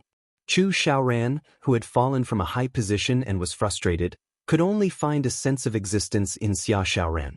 After sobering up, Chu Xiaoran confessed to Xia Xiaoran. He promised time and time again that there would be no next time. However, the drunk Chu Xiaoran could not remember anything. Such venting was addictive. Xia Xiaoran's forgiveness time and time again made Chu Xiaoran unscrupulously. He even felt that it was natural. Chapter 5:32. Ning Shu knew that when Xia Xiaoman went out to work, the family of 3 depended on her for food while Chu Xiaoran did nothing.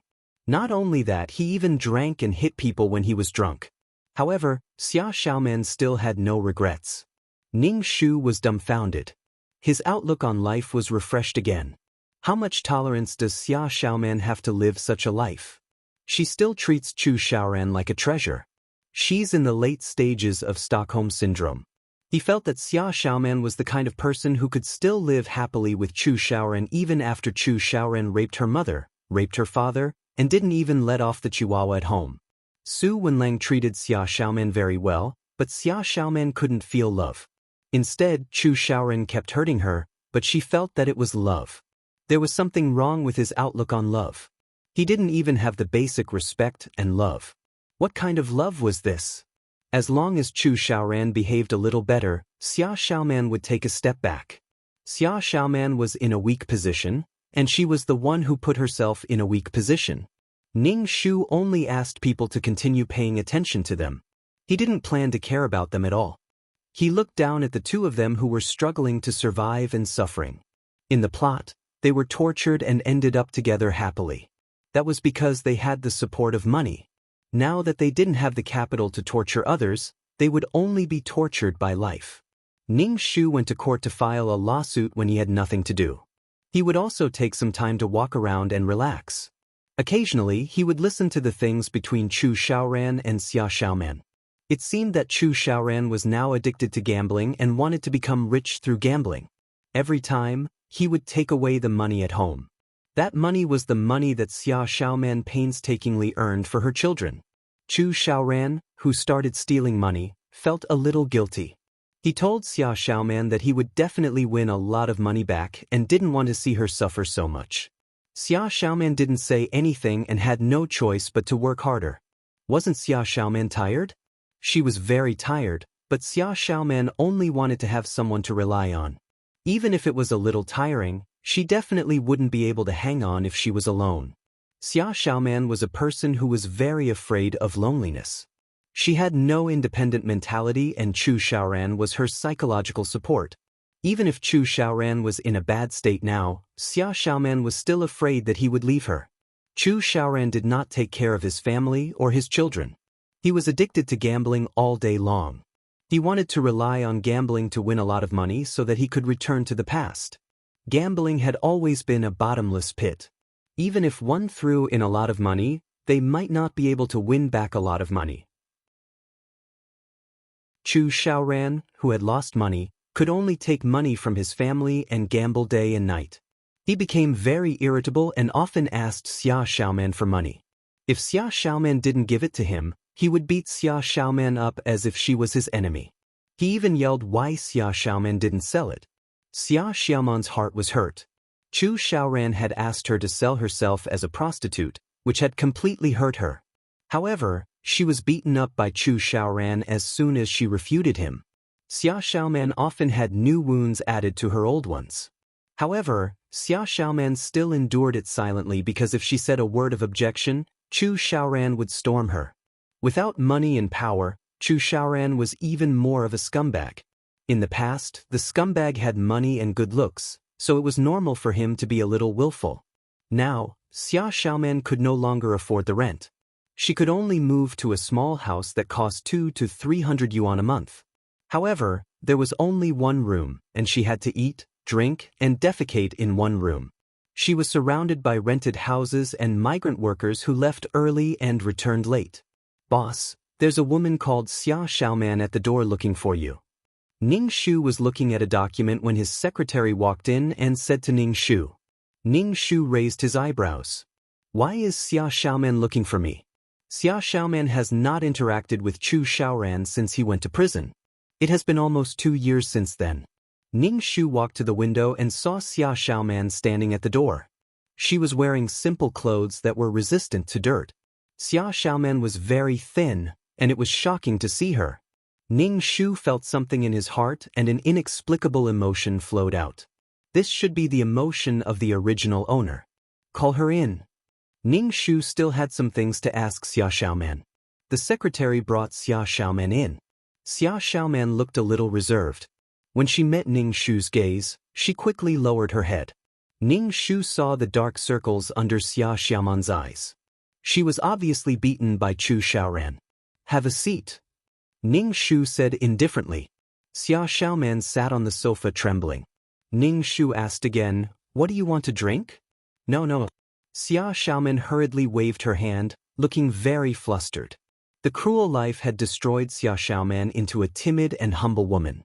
Ning Shu saw that her hands were very rough, and there were some small wounds. She was wearing very cheap flat rubber shoes. Although Xia Xiaoman was simple in the past, she was still very beautiful when she tidied herself up. She would never leave her high heels behind when she went out. The heavy pressure of life made Xia Xiaoman have no money and no time to tidy herself up. When survival became a problem, living was the most important thing. Ning Shu looked at Xia Xiaoman. Her skin had become rough and darker than before, but her lips were pale without any color. She was anemic and malnourished. There was even a black aura between her eyebrows. Xia Xiaoman's body was seriously overdrawn, and she might even die young. Ning Shu felt very stifled. Why didn't women love themselves more? Why couldn't they leave men? Xia Xiaoman's various actions made Ning Shu hate her very much, but she herself was addicted to it. When Xia Xiaoman saw Ning Shu staring at her, she could only lower her head and pinch the corner of her clothes with her hands uneasily. She didn't even have the courage to look at Ning Shu. The man was wearing a straight suit, and his handsome appearance set her off into the mud. Xia Xiaoman's heart was full of feelings, and she was very impetuous. "Is it worth it?" Ning Shu asked. A woman could humiliate herself like this. Xia Xiaoman raised her head and looked at Ning Shu, then lowered her head and whispered, "Brother Wenlang, I can't go back." Because there was no hope, she simply saved her strength and was too lazy to struggle? Just like that? Now Xia Xiaoman was less than 30 years old, but her face looked like she was almost 40 years old. She was dark and thin, and her whole body was tired. It was a good time for a woman to go shopping and drink coffee with her best friend in beautiful high heels. Xia Xiaoman's miserable life was completely caused by herself. Perhaps she didn't feel how miserable she was. She was with the man she loved, and they had a child. It was a perfect family. Ning Shu originally wanted to ask Xia Xiaoman if she regretted it for Su Wenlang, but it was obviously unnecessary. Chapter 5:33. Why are you looking for me? Ning Shu said faintly. They had not contacted each other for a long time. Why did Xia Xiaoman suddenly come to him? Xia Xiaoman's face was a little red, which made her face dark red. The sunburn on her face became obvious. Xia Xiaoman pinched the corner of her clothes tightly, looking embarrassed. Ning Shu didn't rush her. She asked her secretary to pour 2 glasses of water. Xia Xiaoman wiped her hands on her clothes, picked up the glass and drank the water. Ning Shu asked his secretary to pour more water.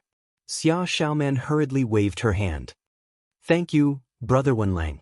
I'm not thirsty."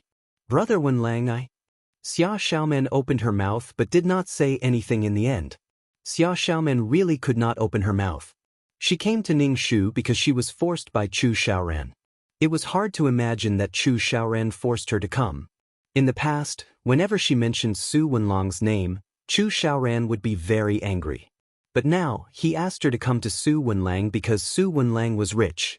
Chu Xiaoran often saw Ning Shu on TV, and Ning Shu was already the ambassador of T-City. There was a public service advertisement that was often broadcast on TV. Chu Xiaoran hated Ning Shu. His eyes were red as he looked at his enemy who was infinitely famous. However, he had an idea in his heart. He wanted Xia Xiaoman to ask Ning Shu for money. Now, Chu Xiaoran did not mind his woman going to Su Wenlang at all. He no longer had any money to gamble. Since he could ask Xia Xiaoman to sell herself, it was obvious that Chu Xiaoran was only treating Xia Xiaoman as a money-making tool. Even if Xia Xiaoman really slept with Su Wenlang, he would be able to get money from Su Wenlang. With Su Wenlong's weakness in his hands, he could get more money from Su Wenlang in the future. Under the threat of Chu Xiaoran's fists, Xia Xiaoman came to Ning Shu. However, facing the person who almost became her life partner, Xia Xiaoman only felt embarrassed. She did not want to appear in front of Brother Wenlang in such a sorry state. "Brother Wenlang, I'll leave first." Xia Xiaoman suddenly stood up and hurriedly left. Ning Shu raised her eyebrows. Xia Xiaoman had come to tell her something, but she left without saying anything. The person who was keeping an eye on Chu Xiaoran told him that Chu Xiaoran had sent Xia Xiaoman to ask her for money. Ning Shu was instantly speechless. The current Chu Xiaoran was really disgusting. Chu Xiaoran had always been so despicable. Otherwise, he wouldn't have done such a thing. When Xia Xiaoman returned empty-handed, she naturally had to face Chu Xiaoran's fury. Chu Xiaoran originally expected Xia Xiaoman to bring back 2 stacks of money, but she didn't even get a single coin. In addition, Xia Xiaoman said that she would never ask Brother Wenlang for money, which angered Chu Xiaoran. Chu Xiaoran grabbed Xia Xiaoman's hair and slammed her against the wall, looking as if she was his enemy. Xia Xiaoman's face was covered in blood and she fainted. Chu Xiaoran immediately panicked. He sent Xia Xiaoman to the hospital. Xia Xiaoman relied on Chu Xiaoran, but Chu Xiaoran also relied on Xia Xiaoman.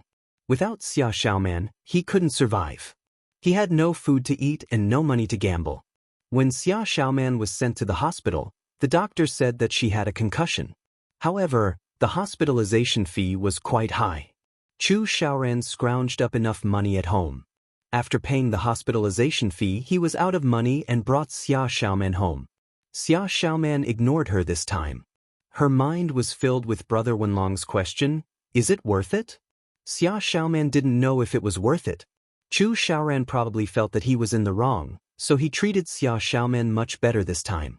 He even cooked for Xia Xiaoman and fed her mouthfuls of food. Xia Xiaoman's heart was numb and she didn't know what to feel.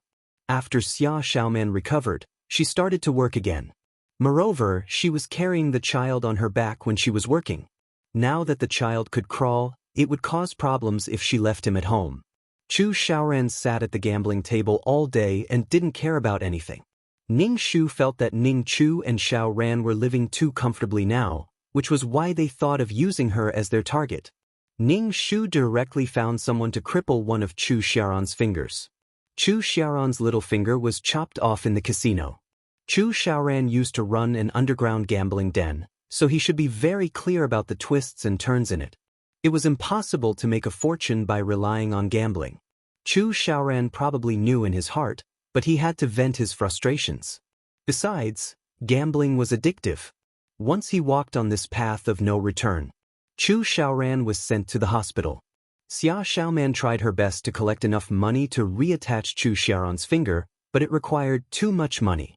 Xia Xiaoman couldn't afford it and couldn't do anything about it. For Chu Xiaoran, Xia Xiaoman put down the last bit of dignity in her heart and came to Ning Shu to beg. However, she was told that Ning Shu wasn't there. Xia Xiaoman was burning with anxiety. She waited at the door, but Ning Shu didn't come out. At this time, Ning Shu had already gone to the countryside to spread his knowledge of the law. In the end, Chu Xiaoran's finger couldn't be reconnected and he became a disabled person. Knowing that his finger was gone, Chu Xiaoran was furious. He vented all his emotions on Xia Xiaoman and beat her up until she was sent to the hospital. The two of them were lying in the hospital. They had no money and were driven out of the hospital the next day. In the end, the two injured people could only help each other home. Ning Shu knew about these things, but she just smiled faintly. Supporting each other like this was also true love. Ding, do you want to leave the mission world? 2333's voice appeared in Ning Shu's mind. Leave. He had stayed in this world for a long time, about 5 years. This was the first time he had stayed in this world for so long. He had to leave. Mother Su was very irritable now. Her son didn't want to get married and was almost never at home. When she asked him to go on blind dates, he would run far away. Today, he was in the city. Tomorrow, he would run to the mountains. Mother Su originally thought that she was already very irritable due to menopause. Her son's marriage made her even more irritable. Ning Shu couldn't do anything to Mother Su. This kind of thing had to wait for the original owner to come back and deal with. Ning Shu's head became dizzy. When he opened his eyes, he was already in the system space. Ning Shu didn't care about anything and just lay on the bed to sleep. This mission was really too tiring. It was really not easy to fight with the rich and powerful Chu Xiaoran. He didn't know how long he slept, but he was finally full. When Ning Shu woke up, he saw that his soul was a little dim. Obviously, staying in the mission world for too long had hurt Ning Shu. Ning Shu sat on the ground and began to cultivate. When his soul was full, Ning Shu stretched and asked 2333, "Why did I become a man again? Didn't you say that you fixed the system last time? Why are you always so hung up on this? Men and women are just shells. They are all fake. Why do you have to be so hung up on it?" 2333 said with some dissatisfaction. Ning Shu stared blankly at him, speechless. "You still have a reason." Chapter 5:34. Ning Shu gave up on talking about life with 2333. It was just a stupid system. Let's look at the points this time. Ning Shu was looking forward to the points this time. After all, she had helped Su Wenlang find a new life and become a famous lawyer with a law firm. Number 23333. Name, Ning Shu, beginner mission taker.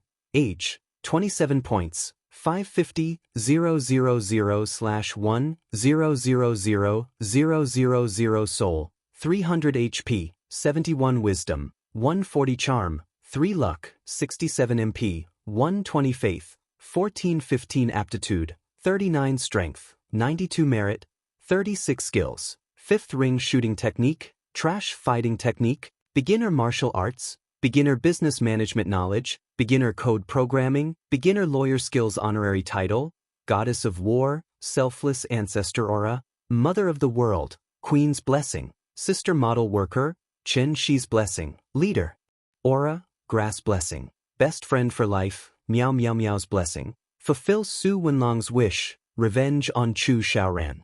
Mission completion, 100. Reward, 1,000,000 points, 50 attribute points, 15 faith points. Ning Shu. Oh, Ning Shu was stunned. 1,000,000 points, 50 attribute points. It was an unprecedented amount of points. Ning Shu even suspected that she had seen wrongly. Is there a mistake? Ning Shu asked 2333. He felt that it was too unreal. 2333's voice was a little surprised. What did you do to get so many points? Ning Shu. Damn, I want to beat the shit out of 2333. Ning Shu suddenly felt that 300,000 points was not that expensive.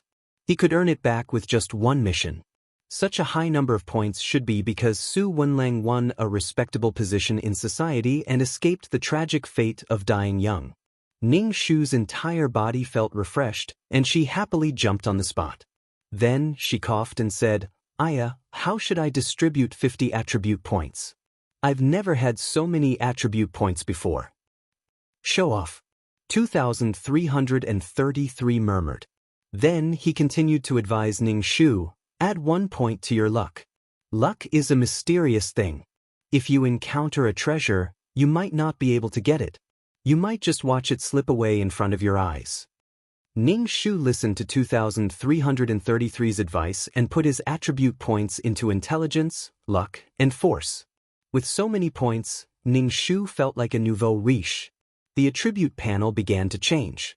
Serial number 23333 name, Ning Shu, primary mission enforcer, age, 27 points, 1, 550, 000 soul value, 300 HP, 71 wisdom, 14030 charm, 3 luck, 3410 spiritual power, 120 faith, 19 aptitude, 39 combat power, 9, 210 merit, 36 skills, 5th ring shooting technique, trash fighting technique, entry to unique martial arts, elementary business management knowledge, elementary code programming, elementary lawyer skills.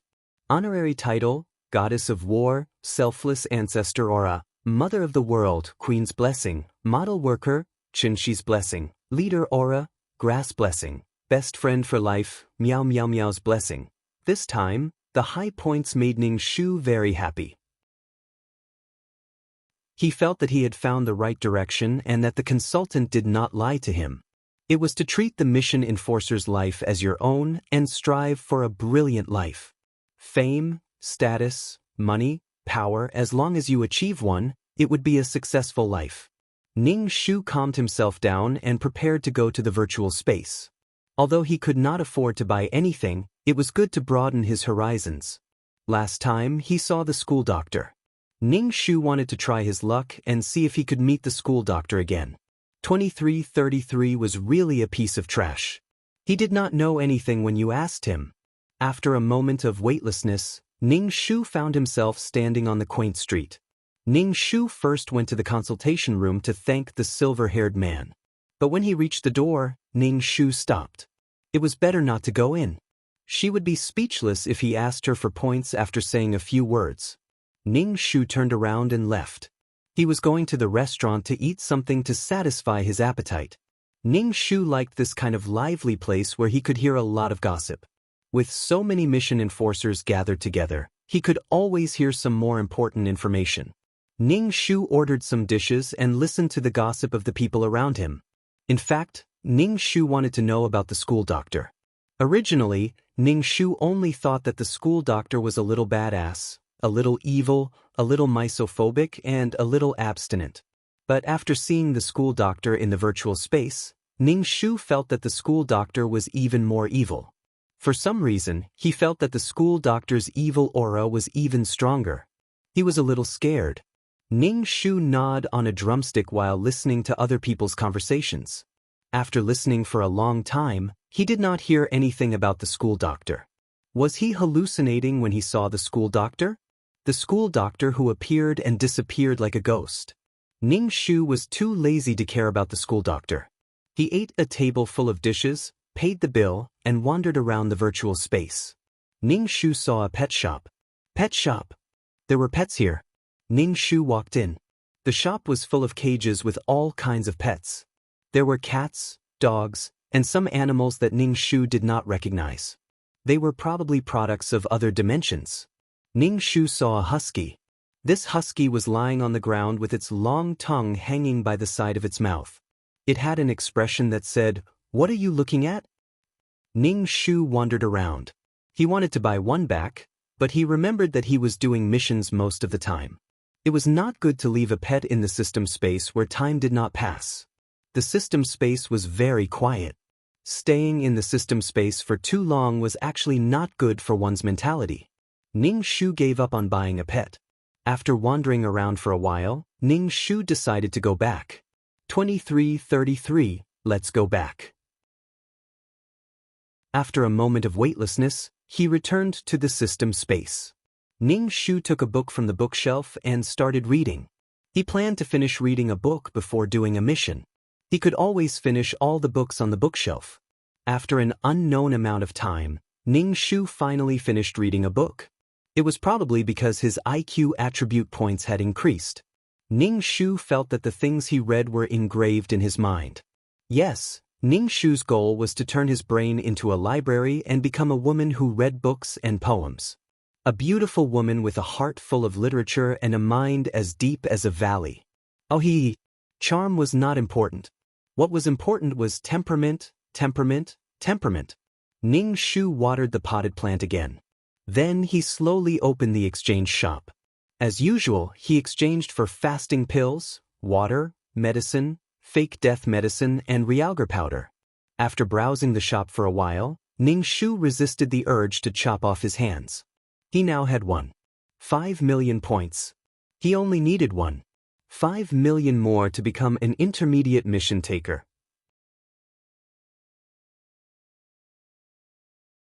Chapter 5:35.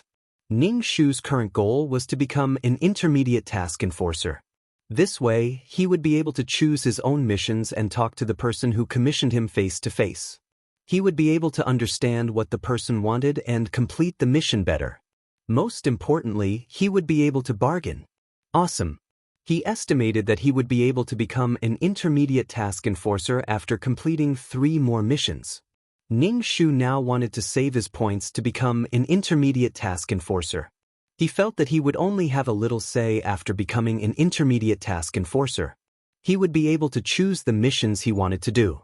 23:33, let's do the mission, Ning Shu said. This time, you cannot become a man. Let me tell you, before Ning Shu could finish his sentence, he felt dizzy. Damn, 23:33, this idiot. He felt that his soul was merging with a body. A female voice sounded beside his ear, but this female voice was slightly hoarse. Your Majesty, it's time to leave the bed. Ning Shu was still feeling a little uncomfortable, but when he heard the name Your Majesty, he suddenly opened his eyes and quickly touched his lower body. Phew, luckily, it was a woman. Your Majesty? It was the Empress. Seeing Ning Shu's lifeless eyes, the female official beside her said, Your Majesty, it's time to go to court. Ning Shu had not accepted the plot and was still at a loss. The woman beside his ear kept talking, so Ning Shu could only get up. Another large group of servants came in and helped Ning Shu change his clothes. A cup of water was placed in front of Ning Shu's mouth. Ning Shu lowered her head and took a sip, swallowing it down with a gulp. Your Majesty, please rinse your mouth. The female official beside her saw Ning Shu drinking the water and quickly said. Ning Shu was speechless. Why didn't she say that this was mouthwash earlier? Ning Shu's expression did not change as he drank another mouthful and rinsed his mouth. A palace servant held a spittoon and Ning Shu spat out the water in his mouth. His days were really extravagant. He stretched out his hand for clothes and opened his mouth for food. The palace servants then combed Ning Shu's hair. They combed it into an extremely complicated bun and then inserted all kinds of luxurious hairpins into it. It was incomparably luxurious. Ning Shu felt that his neck was about to be twisted. He didn't dare to move. Surrounded by a group of people, Ning Shu, who didn't know anything, arrived at the place where the imperial court was to be held. Suddenly, a loud voice shouted beside him, Her Majesty the Empress has arrived. All officials kneel to welcome her. Ning Shu was startled by the female official's voice. Then he slowly walked over and sat on the dragon throne. Seeing so many people kneeling below, he stood up and said in a clear voice, Rise. Ning Shu wanted to sit down, but when he saw all the women below, he was surprised. Could it be Womanland? Ning Shu coughed and said, If you have something to say, just say it. I have a headache. Just as Ning Shu's voice fell, a woman wearing light green clothes and a gem between her eyebrows made her look refreshing and feminine. Her eyes were filled with worry for Ning Shu. She asked, Mother Empress, are you okay?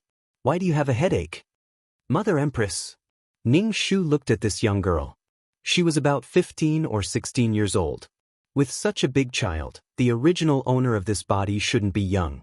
Ning Shu didn't know who this girl was. He only said, "I just haven't rested well." The girl said, "Oh, Mother Empress, do you need an imperial physician to take a look?" Another woman wearing bright yellow clothes asked. Ning Shu originally didn't have a headache, but this time, it really hurt. He didn't accept the plot and was stunned. The female official at the side saw that Ning Shu's expression was somewhat impatient. She quickly shouted, "If there's something to report, the imperial court is dismissed."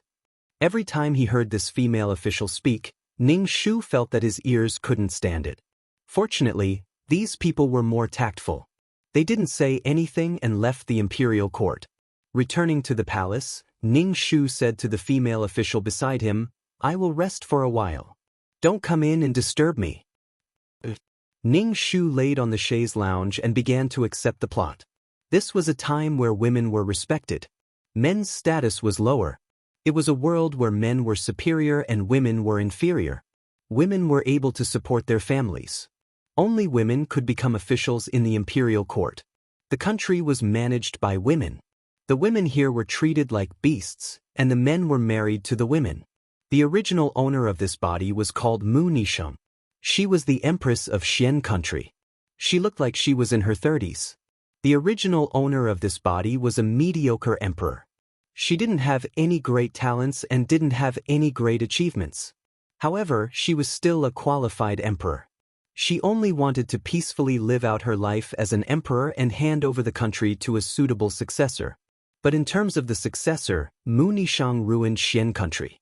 Originally, Xian country already had a crown princess. It was the woman in the bright yellow dress in the imperial court. However, Mu Nisheng doted on the fourth princess. She even abolished the crown princess for the sake of the fourth princess and supported the fourth princess. The fourth princess didn't notice Mu Nisheng's painstaking efforts. In fact, this fourth princess was a soft and cute girl. The real fourth princess was a cruel and lustful person. She was killed by her own husband and the soft and cute girl transmigrated. In this world where women were respected, the soft and cute girl knew how to act coquettishly and blush. She also knew how to act cute. She also inherited the beauty of the imperial family and attracted the attention of all kinds of men. This was actually a story of a girl who attracted love everywhere. She fell in love with all kinds of men. The cute girl was indeed kind-hearted and treated Mu Nisheng well. She treated Mu Nisheng as her real mother. It was easy to tell if people were sincere or hypocritical when interacting with each other. Moreover, Mu Nisheng had been the empress for many years. The fourth princess's care for Mu Nisheng was sincere. Mu Nisheng protected her daughter openly and secretly. It was inevitable that she would spoil her a little. The empress didn't like her position being coveted by others. Mu Nisheng even tested the fourth princess a few times, saying that she wanted to pass the throne to the fourth princess. However, the fourth princess didn't agree.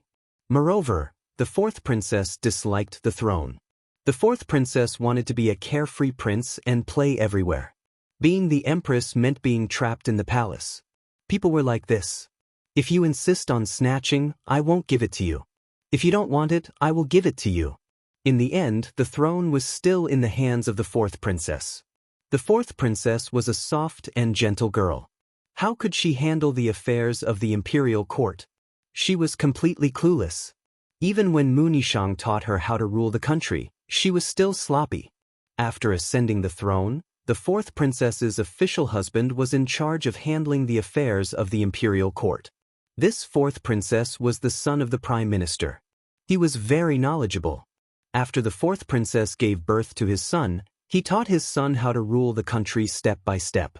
When his son was able to take charge, the fourth princess told the fourth princess to let her son be the emperor.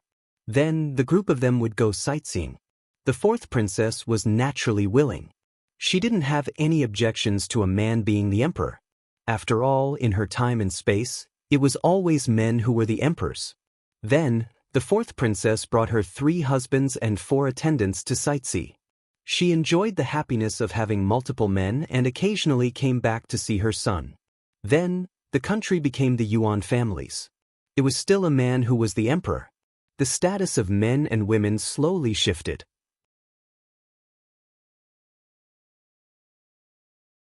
Chapter 5:36.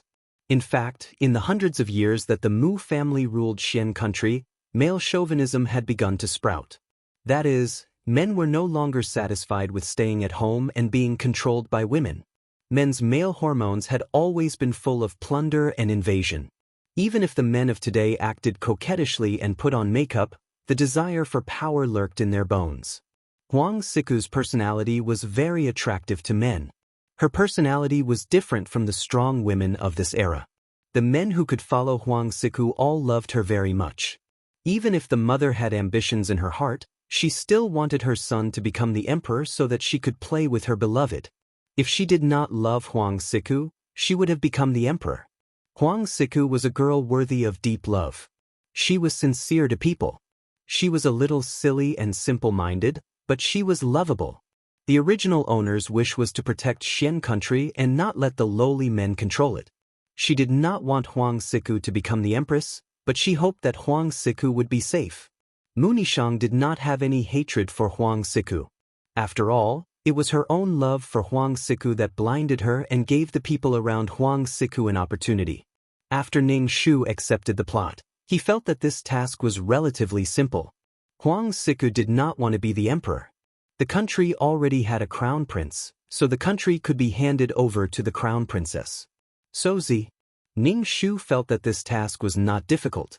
The only difficulty was that she had never been the emperor.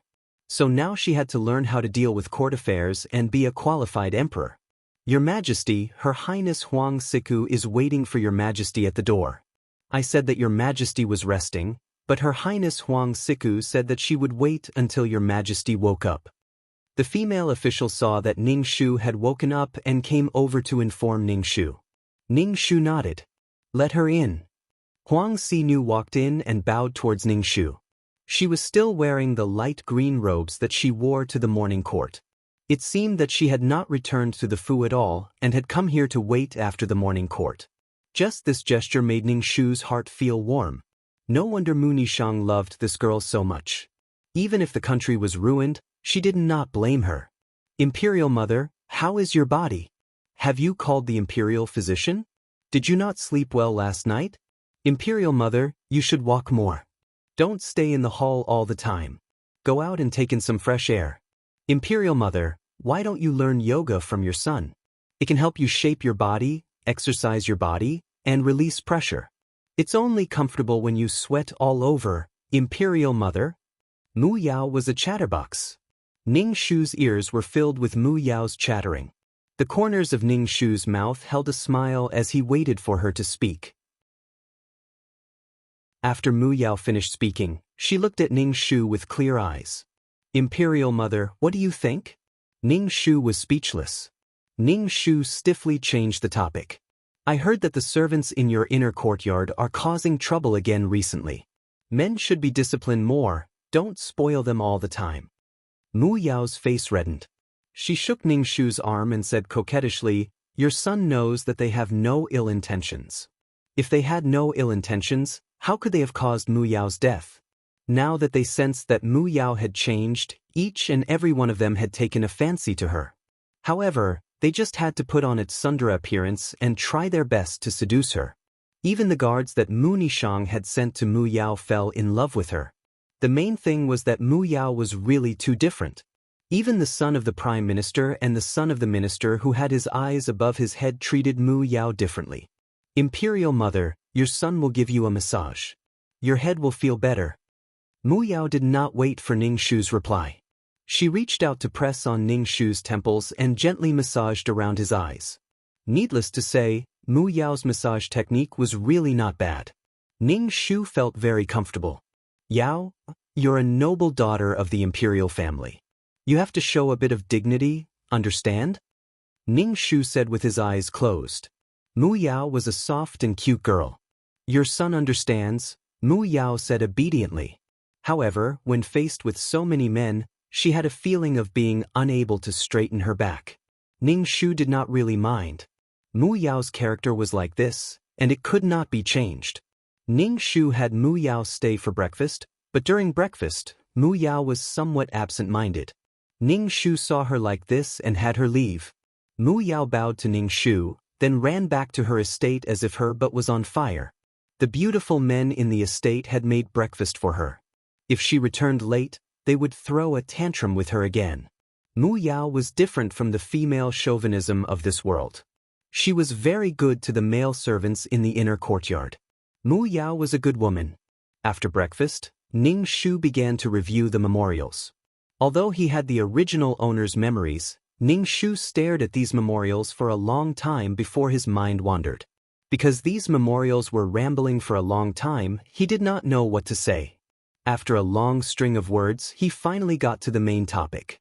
Being an emperor was so difficult because of the people below. Moreover, there was not a single punctuation mark in the entire memorial. When Ning Shu silently read a sentence, he was already on the verge of death. He completely did not know where to stop the sentence. What a headache! Ning Shu read 2 memorials with difficulty. His head was dizzy and he closed the memorial. The female official Ning Shu said, "Your Majesty, the Phoenix Empress heard that Your Majesty was not feeling well and made a tonic soup." Phoenix Empress?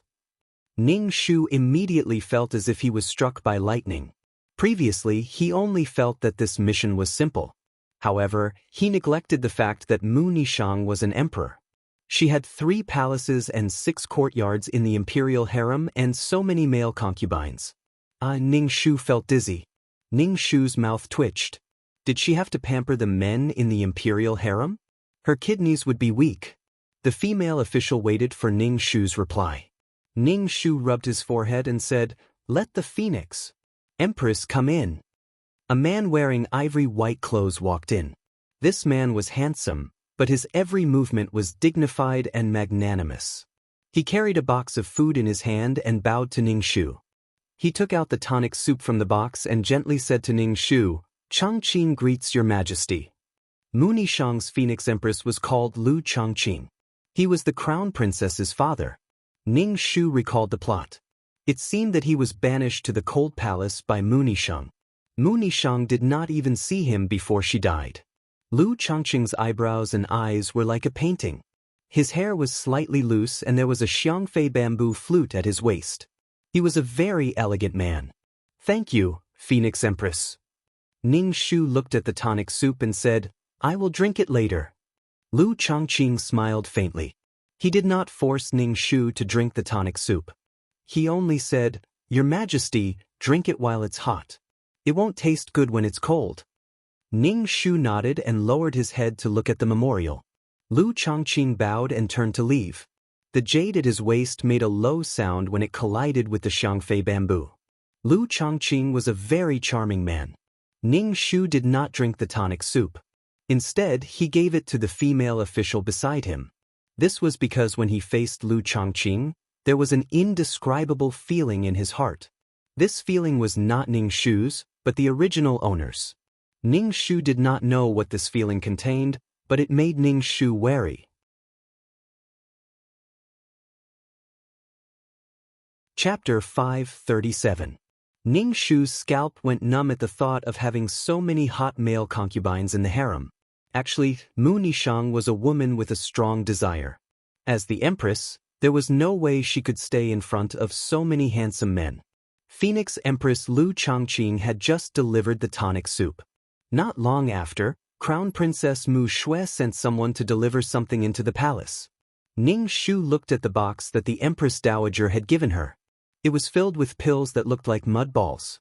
Looking at the color, she had no appetite at all. What's more, pills were things like cinnabar, sulfur, alchemy stones, and the like mixed together. If it was a little exaggerated, it would be like adding a little bit of a maiden's blood into the pill furnace to refine it. This thing could cure all diseases and make one immortal? The original owner had a habit of eating pills because it could double Mu Nishang's pleasure in bed. Over time, she couldn't leave these things. "Your Majesty," the crown princess said that the pills this time are better and gentler. "They can also nourish the body," the female official said to Ning Shu as she held the box. Ning Shu glanced at the female official. He felt that this official was very talkative. She seemed to have been by Mu Nishang's side since she was young. She could be considered loyal. "Official Autumn, don't talk so much in the future." My head hurts, Ning Shu said indifferently.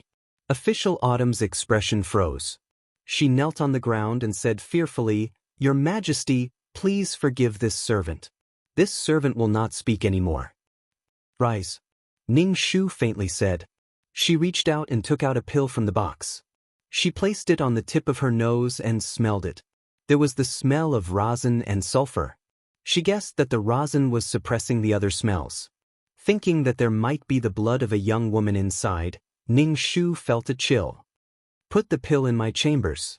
Ning Shu held a cinnabar brush in her hand as she stared at the memorial. She somewhat understood that Mu Nishang didn't just abolish the crown princess because she doted on Mu Yao. It was most likely that the current crown princess was somewhat impatient and wanted to ascend the throne. What kind of daughter would give her mother pills? Anyone with a bit of common sense would know that this thing wasn't an immortality pill, but something that could take one's life. It drained one's energy and destroyed one's body. Especially the 5 minerals powder, which was the ancient version of drugs. It was a chronic poisoning. Ning Shu frowned. Originally, he wanted to give the throne to the rightful crown prince, but now it seemed that giving the country to Mu Shui was not what the original owner wanted. Otherwise, Mu Nishang would not have taken such a big risk to depose the crown prince. In other words, she still wants to do the same as in the plot, cripple Mu Yao and establish a new crown prince. In any case, it was impossible for the 4 imperial daughters to inherit the throne. Otherwise, the Yuan family would have the opportunity to control the imperial court. Excluding these 2 adult princesses, there were still 2 princesses in the middle, but they didn't have much of a presence. Ning Shu felt a headache coming on. Previously, he had thought that this quest would be simple. Now, it seemed that it wasn't simple at all.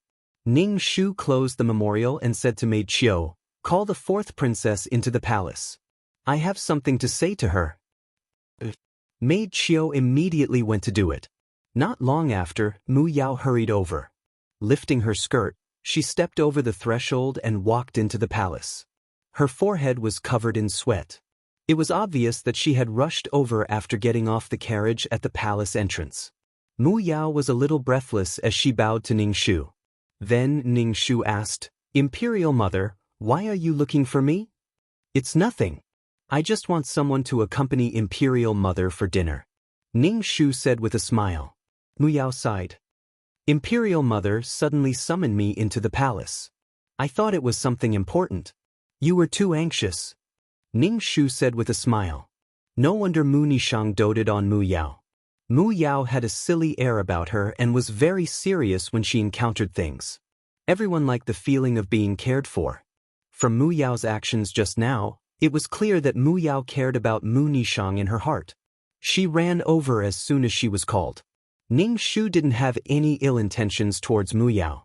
Moreover, the original owner of this body hoped that Mu Yao could be safe and happy.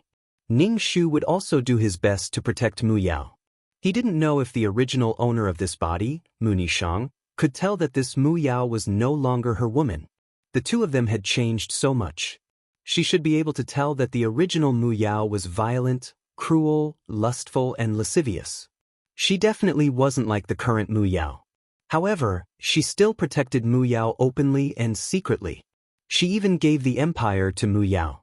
This showed that this Mu Yao had walked into Mu Nishang's heart, even if she knew that this Mu Yao was suspicious. As an empress, Mu Nishang's heart was lonely.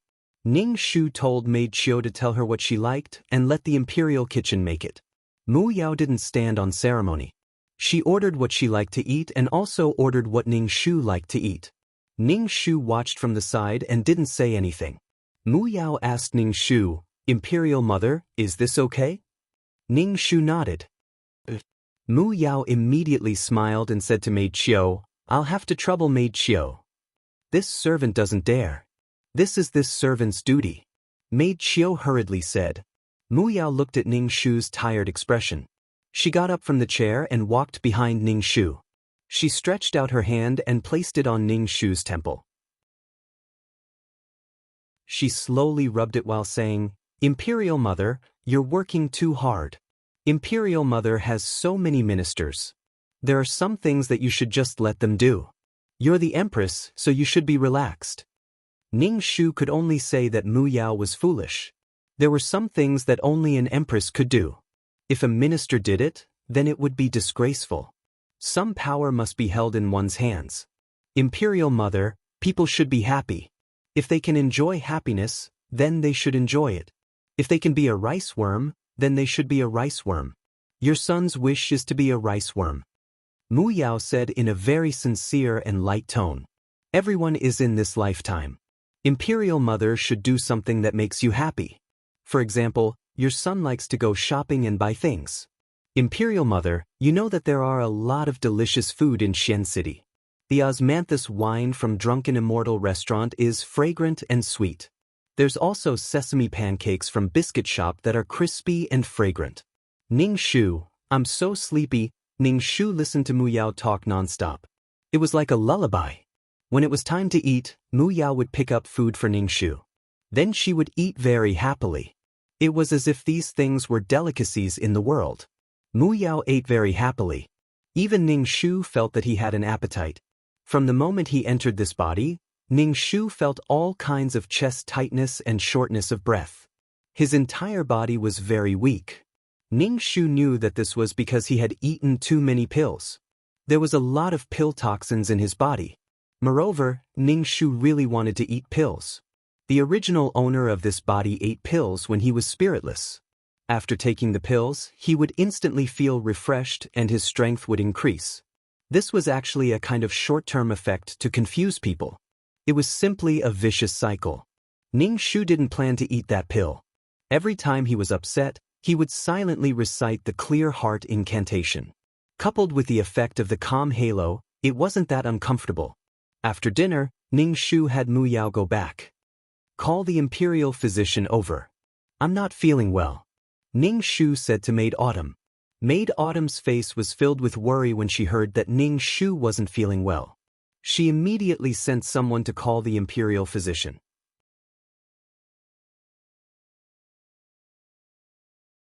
Chapter 5:38. Ning Shu felt like he had to find a reason not to sleep with so many male concubines. Fuck. Ning Shu was very afraid of dying in bed. This body was the worst Ning Shu had ever encountered. Doctor, how is my body? Ning Shu asked the doctor who was checking his pulse. The doctor's hand shook as she took his pulse. She knelt on the ground and said, Your body needs to rest. If I may be so bold, Your Majesty should eat less medicine. What does resting involve? Ning Shu raised his eyebrows and looked at the doctor. The doctor was shocked at first, but then she said, Your Majesty should abstain for a while. Okay, that was the answer Ning Shu wanted. The doctor left. Ning Shu planned to practice his ultimate martial arts. He had to get his body well. His body was very weak and he was always sweating. Your Majesty, today is the 15th, Ning Shu said. So? Ning Shu understood immediately. The 15th should be at the Phoenix Queen's Palace. Ning Shu thought about it and decided to go to Phoenix Palace. Mu Nishang always went to Lu Changqing's palace on the 15th every month. Ning Shu couldn't change that. They arrived at Feng Qi Palace. Lu Changqing was dressed in blue, but he never left his bamboo flute. Lu Changqing was a very elegant and charming man. He always had an indifferent and quiet temperament. Seeing Lu Changqing, Ning Shu's heart had a strange feeling. It was like something was going to break out of his heart. Why was Mu Nishang's feelings for Lu Changqing so complicated? It was so complicated that Ning Shu couldn't tell what Mu Nishang's attitude towards Lu Changqing was. However, she was certain that Mu Nishang loved her Phoenix Queen. Lu Changqing was a quiet person. He didn't talk much in front of Ning Shu. It was awkward for the two of them to sit like this. Ning Shu coughed. Lu Changqing looked at Ning Shu and said, Your Majesty, how about I play the flute for you? Ning Shu shook his head. It was already so late, playing the flute would disturb the people. Let's go to bed. A subtle expression flashed across Lu Changqing's face. He walked forward to help Ning Shu change his clothes. Lu Changqing's bony fingers brushed across Ning Shu's neck, making Ning Shu feel a burst of numbness and goosebumps all over his body. Ning Shu almost couldn't control himself and wanted to push Lu Changqing away. However, Ning Shu noticed that Lu Changqing's hand was slightly trembling. Ning Shu calmed down and held Lu Changqing's hand. Lu Changqing's hand was a bit cold, as if he was holding a piece of jade. "There's no need to trouble yourself. The imperial physician said that I need to recuperate," Ning Shu said. Lu Changqing discreetly broke free from Ning Shu's hand. Ning Shu revealed a faint smile, giving people a very comfortable feeling. Lu Changqing and Ning Shu lay on the bed. The two of them were speechless. They just looked at the top of the bed. Ning Shu felt as if he had long burrs. His entire body was uncomfortable. He said, "The matters of the imperial harem are all thanks to the Phoenix Queen's concern. I thank you." Lu Changqing was silent for a moment. Then, he said lightly, "This is my responsibility." Then, the two of them were speechless again. The atmosphere was a bit awkward. "Ning Shu, why was it so tiring to talk?" Ning Shu turned his back to Lu Changqing. Lu Changqing turned his head slightly and looked at Ning Shu's back. His eyes were unfocused. He reached out and placed his hand on Ning Shu's waist. He said lightly, "Your Majesty, sleep early. There's still morning court tomorrow." "Ning Shu, fuck, can you not put your hand on my waist? It's so prickly." While Ning Shu was still struggling, Lu Changqing had already taken his hand back. Then, he turned his body so that he was back to back with Ning Shu. In this situation, it was truly husband and wife sharing the same bed but dreaming different dreams. Ning Shu frowned. Lu Changqing, the Phoenix Queen, was really strange. Ning Shu turned around. He reached out and grabbed a handful of Lu Changqing's ink-black hair. Then, he clearly felt Lu Changqing's body stiffen and become motionless. As expected, there was a problem. Ning Shu took his hand back and sat up from the bed. He said to Lu Changqing, "I suddenly remembered an important political matter to take care of. I'll be leaving first." Lu Changqing held Ning Shu's hand. His hand was very cold. As soon as he held Ning Shu's hand, Ning Shu shivered. The coldness seemed to have invaded his heart. "Your Majesty, rest. It's already midnight. There'll be morning court soon." Lu Changqing's voice was clear and cold. He was saying words of concern, but his tone was both affectionate and emotionless. Ning Shu tightly frowned. Fuck, his heart was irritable. Especially when faced with this kind of Lu Changqing, who wanted to die but didn't die, who wanted to live but didn't have any energy. Ning Shu's heart had a lingering sense of irritation. This should be the original owner's mood. Ning Shu silently chanted the clear heart mantra in his heart to suppress this irritation. "Okay, sleep." Ning Shu lay down and chanted the clear heart mantra in his heart. As he chanted, he fell asleep. He didn't know how long he had slept, but Lu Changqing's cold voice sounded in his ear. "Your Majesty, it's time to leave the bed." Ning Shu woke up with a start. He felt his mouth and tongue dry, his body hot and dry. His heart was beating very fast. This body was really too weak. Ning Shu looked at Lu Changqing. Lu Changqing was sitting by the window with a book in his hand. The sunlight shone on his body, forming a faint layer of light. Even the cold and indifferent aura on his body dissipated by quite a bit. He was really a handsome man. Lu Changqing put down the book. Ning Shu walked over and picked up the clothes on the clothes rack. He said to Ning Shu, "Your Majesty, change your clothes." Ning Shu opened his arms and waited for Lu Changqing to put on his clothes. When Lu Changqing came closer, Ning Shu smelled the elegant scent on his body. Ning Shu felt that Mu Nishang must have liked this Lu Changqing. But in the short time he had spent with Lu Changqing, he didn't feel Lu Changqing's love for Mu Nishang. In other words, Lu Changqing didn't love Mu Nishang? So annoying. Whatever. The male concubines in the harem had nothing to do with her. She couldn't be bothered to worry about them. Lu Changqing helped Ning Shu tidy up his clothes. Ning Shu left. When she reached the door, Lu Changqing called out to her. Ning Shu turned around and looked at Lu Changqing. Lu Changqing was silent for a moment and said, "Your Majesty, take care of your body. Don't overwork yourself." Ning Shu smiled, nodded, and left. After leaving Phoenix Perch Hall, Ning Shu didn't rush to go to court. Instead, he returned to his own palace and gulped down a teapot of water. He was so thirsty that he felt like he was going to be dehydrated. Ning Shu checked his own pulse. This body had been hollowed out by elixirs. In the Phoenix Perch Hall, Ning Shu endured her thirst and didn't drink any water. She didn't know why, but whenever Ning Shu faced Lu Changqing, she always felt her hair stand on end. This kind of person who didn't like to talk and kept to himself, it was impossible to know what he was thinking. Lu Changqing wasn't very deep. He seemed like he didn't care about anything. He was indifferent and quiet. He managed the harem and didn't seek favor. Ning Shu tried hard to recall the plot.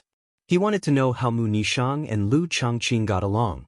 There didn't seem to be anything special. Mu Nishang would go to Lu Changqing's Phoenix Perch Hall on the 15th of every month. The two had a daughter, Crown Princess Mu Shui.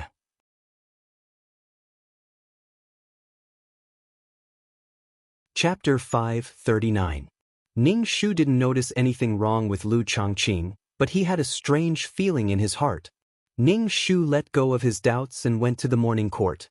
He sat on the dragon throne and looked at the civil and military officials kneeling in front of him. Ning Shu's eyes focused on Crown Princess Mu Shui, who was wearing a bright yellow dress. Mu Shui looked more like Lu Changqing, but she didn't have Lu Changqing's indifference. She was full of the majesty of the imperial family. In this way, the crown princess was qualified to be the heir apparent. Ning Shu flicked his sleeve and said, "Do you have something to report?" Mu Shui stood up and bowed. "Imperial Mother, I have something to report." "Speak." Ning Shu narrowed his eyes and observed Mu Shui.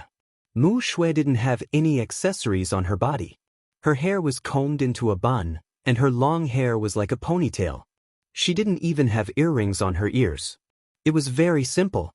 Mu Yao and the other two imperial daughters were dressed much more beautifully than the crown princess. Ning Shuqi narrowed her eyes and looked at Mu Shui carefully. Her eyebrows had been trimmed and were no longer willowy. Instead, they were thicker with a pen. The ends of her eyebrows were raised and flew diagonally to her temples. It was hard to tell her gender. "Imperial Mother, this is what I want to report." Mu Shui had a report in her hand. Maid Qiu quickly handed it to Ning Shu. Ning Shu opened it and was very surprised because he saw all kinds of punctuation marks on the report.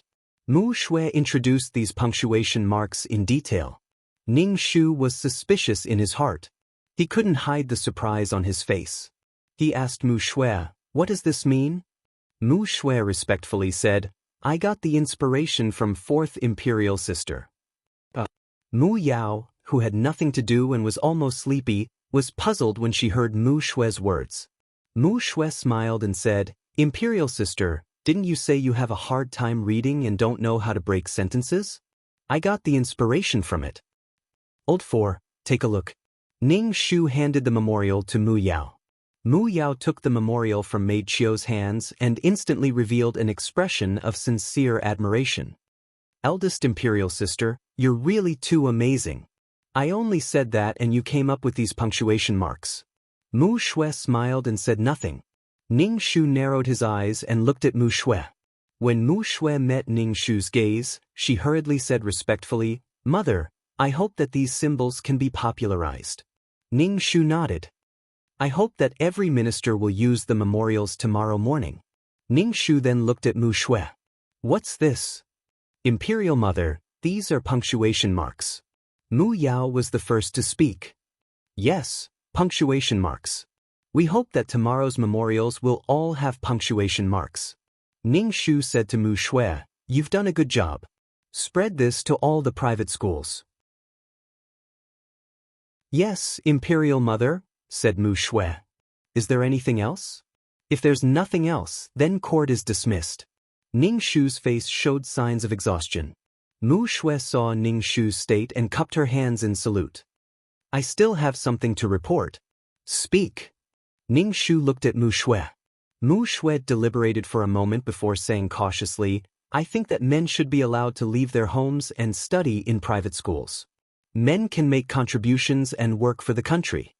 When Mu Shui said this, the hall fell silent. No one said a word. "Impudent.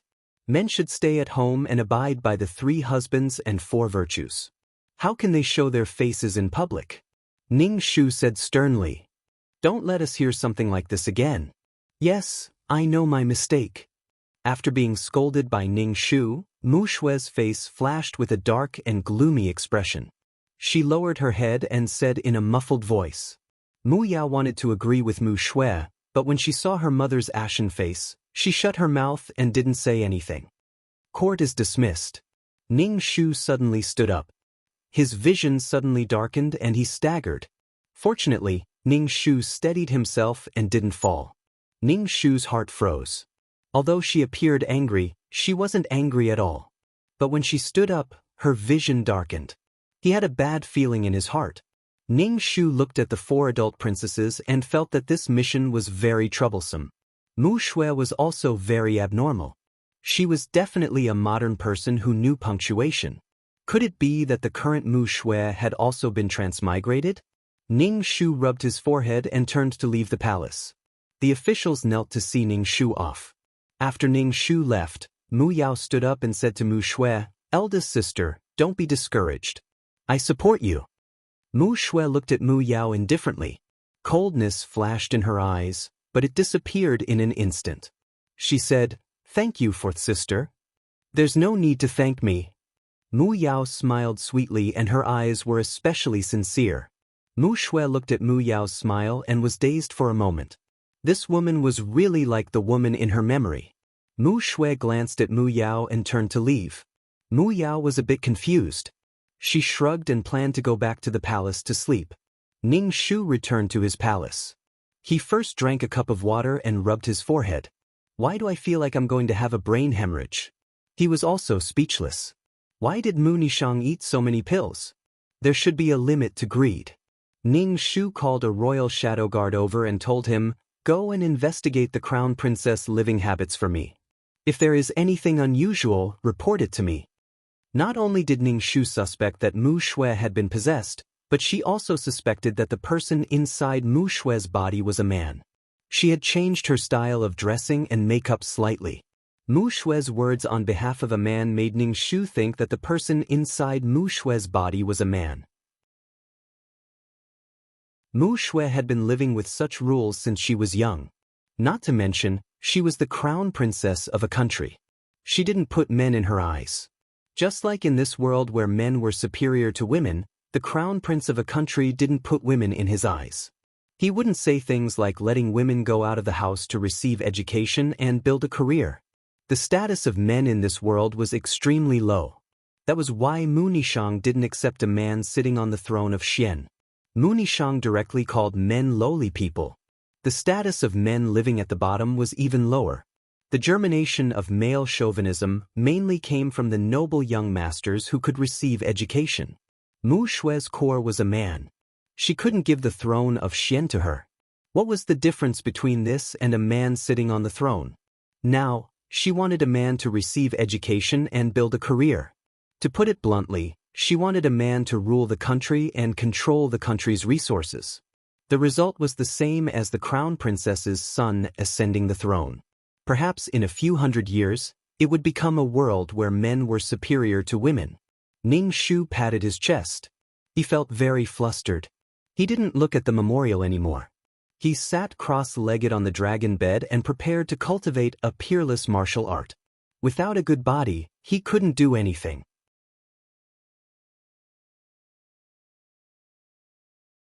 Chapter 540. Ning Shu sat on the bed and cultivated. He felt that there was no effect. Perhaps this body's aptitude was too poor, so he couldn't cultivate for a while. Ning Shu felt a bit irritated, but he couldn't tell where this irritability came from. Perhaps it was because his body was too uncomfortable, causing him to be in a bad mood. In addition, the peerless martial arts that had always strengthened his body didn't seem to work. Ning Shu made up his mind. He had to cultivate for a while. This body always made him feel irritated. Furthermore, he was addicted to pills. The feeling of his heart being scratched was because he wanted to eat pills. After cultivating for a while, he still didn't have any results. Instead, he had some muddy red sweat. It should be the pill poison hidden in his body. The red in the sweat should be cinnabar. After a comfortable bath, he felt a lot more refreshed. Even his muddled mind was a lot clearer. After reading a few memorials, Ning Shu planned to go out and relax. He wanted to relieve the irritation in his heart. Ning Shu needed to be calm to complete his mission. Only with a calm heart could he notice the changes in his surroundings. After walking around the imperial garden for a while, he met a male concubine playing in the garden. This male concubine's posture was very enchanting. He wore gauzy clothes. Through the gauze, one could see 2 red dogwoods on his chest. Although he was enchanting, it was obvious that he was a man. When the male concubine saw Ning Shu, his eyes lit up. It was like an ant seeing a piece of candy. He immediately pounced over. When the male concubine came close, Ning Shu smelled the heavy incense on his body. He took 2 steps back. "Your Majesty, why haven't you come to see Lu recently? Lu misses your Majesty."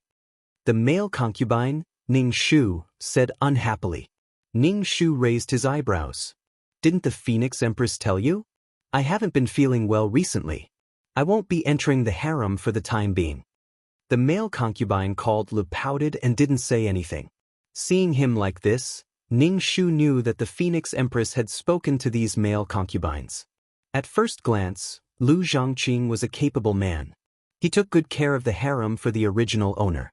Ning Shu could not figure out why Mu Nishang would banish him to the cold palace. Was it because of the crown princess? Mu Nishang should have feelings for Lu Chongqing. Why didn't she look at Lu Chongqing even when she died? If you have nothing to do, just stay in your palace. The sun is so strong that it will burn your skin, Ning Shu's concubine said. Really? The male consort touched his face. Ning Shu bowed and left in a hurry. The men in the harem all used their beauty to serve others. Of course, they cared about their appearance. Ning Shu wandered around and came to Lu Chongqing's Phoenix Perch Hall. Just as he was considering whether or not to go in, he saw Mu Shui come out. When Mu Shui saw Ning Shu, she was stunned for a moment. She quickly walked over and saluted Ning Shu. Ning Shu looked at Mu Shui. His eyes flashed and he said, "Crown Princess, are you here to see the Phoenix Queen?" "Yes, I am here to see my father. I am going to leave now," Mu Shui said respectfully. Ning Shu did not know if it was an illusion, but Mu Shui was very respectful, but Ning Shu felt that Mu Shui's attitude was not that respectful. Ning Shu nodded. Mu Shui said goodbye and left. Ning Shu looked at Mu Shui's back. The more he looked at her, the more she looked like a man. A woman's body was soft, and it was inevitable that she would sway her hips when walking. But Mu Shui walked straight. Ning Shu guessed that she was walking with her hips tight. Ning Shu looked at Phoenix Perch Hall. He did not plan on going in. Every time he faced Lu Chongqing, he felt awkward. After all, she was not Mu Nishang. It would be bad if Lu Chongqing saw something. Ning Shu turned and left. He was going to return to his palace. After returning to the palace, Ning Shu sent a few royal secret guards to observe the second princess Mu Meng and the third princess Mu Rou. He wanted to see if they could become the empress. If they couldn't, then he would find a younger one and make more arrangements to ensure the stability of the country. In any case, Ning Shu could see that Mu Nishang's intention was not to let a man usurp the country. She wanted to ensure that the country was in the hands of the Mu clan. During this time, Ning Shu did not give up on cultivating peerless martial arts. However, he did not manage to cultivate Qijin. Generally, in the modern world where there was less spirit energy, it was impossible to cultivate Qijin. In ancient times, it was possible to cultivate Qijin. However, Ning Shu took a lot of time to cultivate this body. But it was still useless. When he cultivated, he would sweat and expel some pill toxins from his body. However, it was not enough for Ning Shu. The secret guard that Ning Shu sent to observe Mu Shui came back and told Ning Shu what he had observed. Ning Shu sorted out the things that the secret guard said. Mu Shui always wore black clothes in her mansion. She never wore jewelry. She basically didn't let the servants serve her. She also didn't enter the backyard. The bulge in front of her chest was also restrained. Ning Shu was 100% sure that the person in Mu Shui's body was a man. Moreover, it was a man with serious ideas. It was getting more and more lively. However, Mu Shui also did a good thing. That was, she made punctuation marks. Now, it was much easier for her to read memorials and deal with political affairs. Now, Ning Shu was going to take Mu Nishang's original path and remove Mu Shui from the position of crown prince. Did Mu Nishang discover something and risk shaking the foundation of the country to remove Mu Shui from the position of crown prince? Did she discover that the soul in Mu Shui's body was a man's soul? The plot didn't give Ning Shu much useful information. In short, this task was not simple. She had naively thought that this task was simple before. Ning Shu felt that his task was getting more and more difficult. Was it his bad luck or the system's intention? During the time when Ning Shu didn't go to the harem, Lu Changqing would occasionally send some tonic soup to Ning Shu. He would tell Ning Shu to pay attention to his body. It was like routine business, which made Ning Shu's balls hurt. Every time he saw the Xiangfei bamboo flute on Lu Changqing's waist, Ning Shu wanted to know the origin of this flute. Lu Changqing seemed to cherish it and carried it with him except when he went to sleep. Ning Shu's heart was itching. He couldn't help but ask, "Phoenix Empress, what is the meaning of this flute?" Lu Changqing took the flute from his waist. Ning Shu said, "This flute was made by Changqing himself." There were mottled marks on the Xiangfei bamboo. It was like a person's tears had dripped onto it. Ning Shu nodded and said, "Phoenix Empress's craftsmanship is good." Lu Changqing pursed his lips. His expression was a bit dark. Ning Shu told him to remember to drink the soup and then left. Ning Shu was confused. Did she say something wrong? Why did it feel like Lu Changqing was angry? Shouldn't she praise the craftsmanship? Should she praise the bamboo for looking good? "Your Majesty, when you and Phoenix Empress were young, you planted a bunch of Xiangfei bamboo," Maid Autumn couldn't help but say. Ning Shu, 0, I see.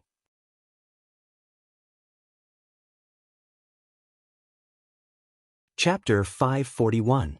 Lu Changqing carried the bamboo that he planted with Mu Nishang.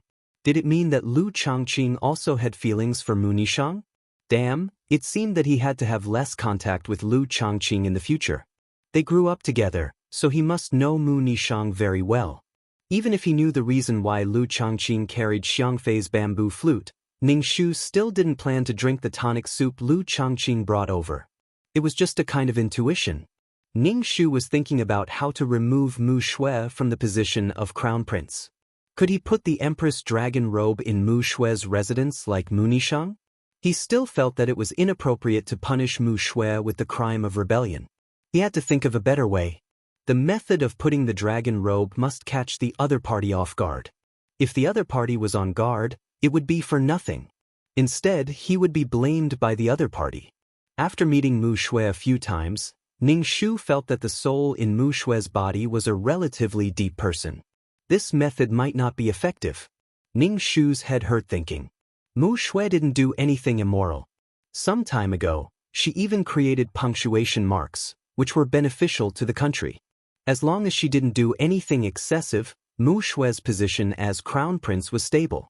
Mu Shui basically didn't show up in front of Ning Shu.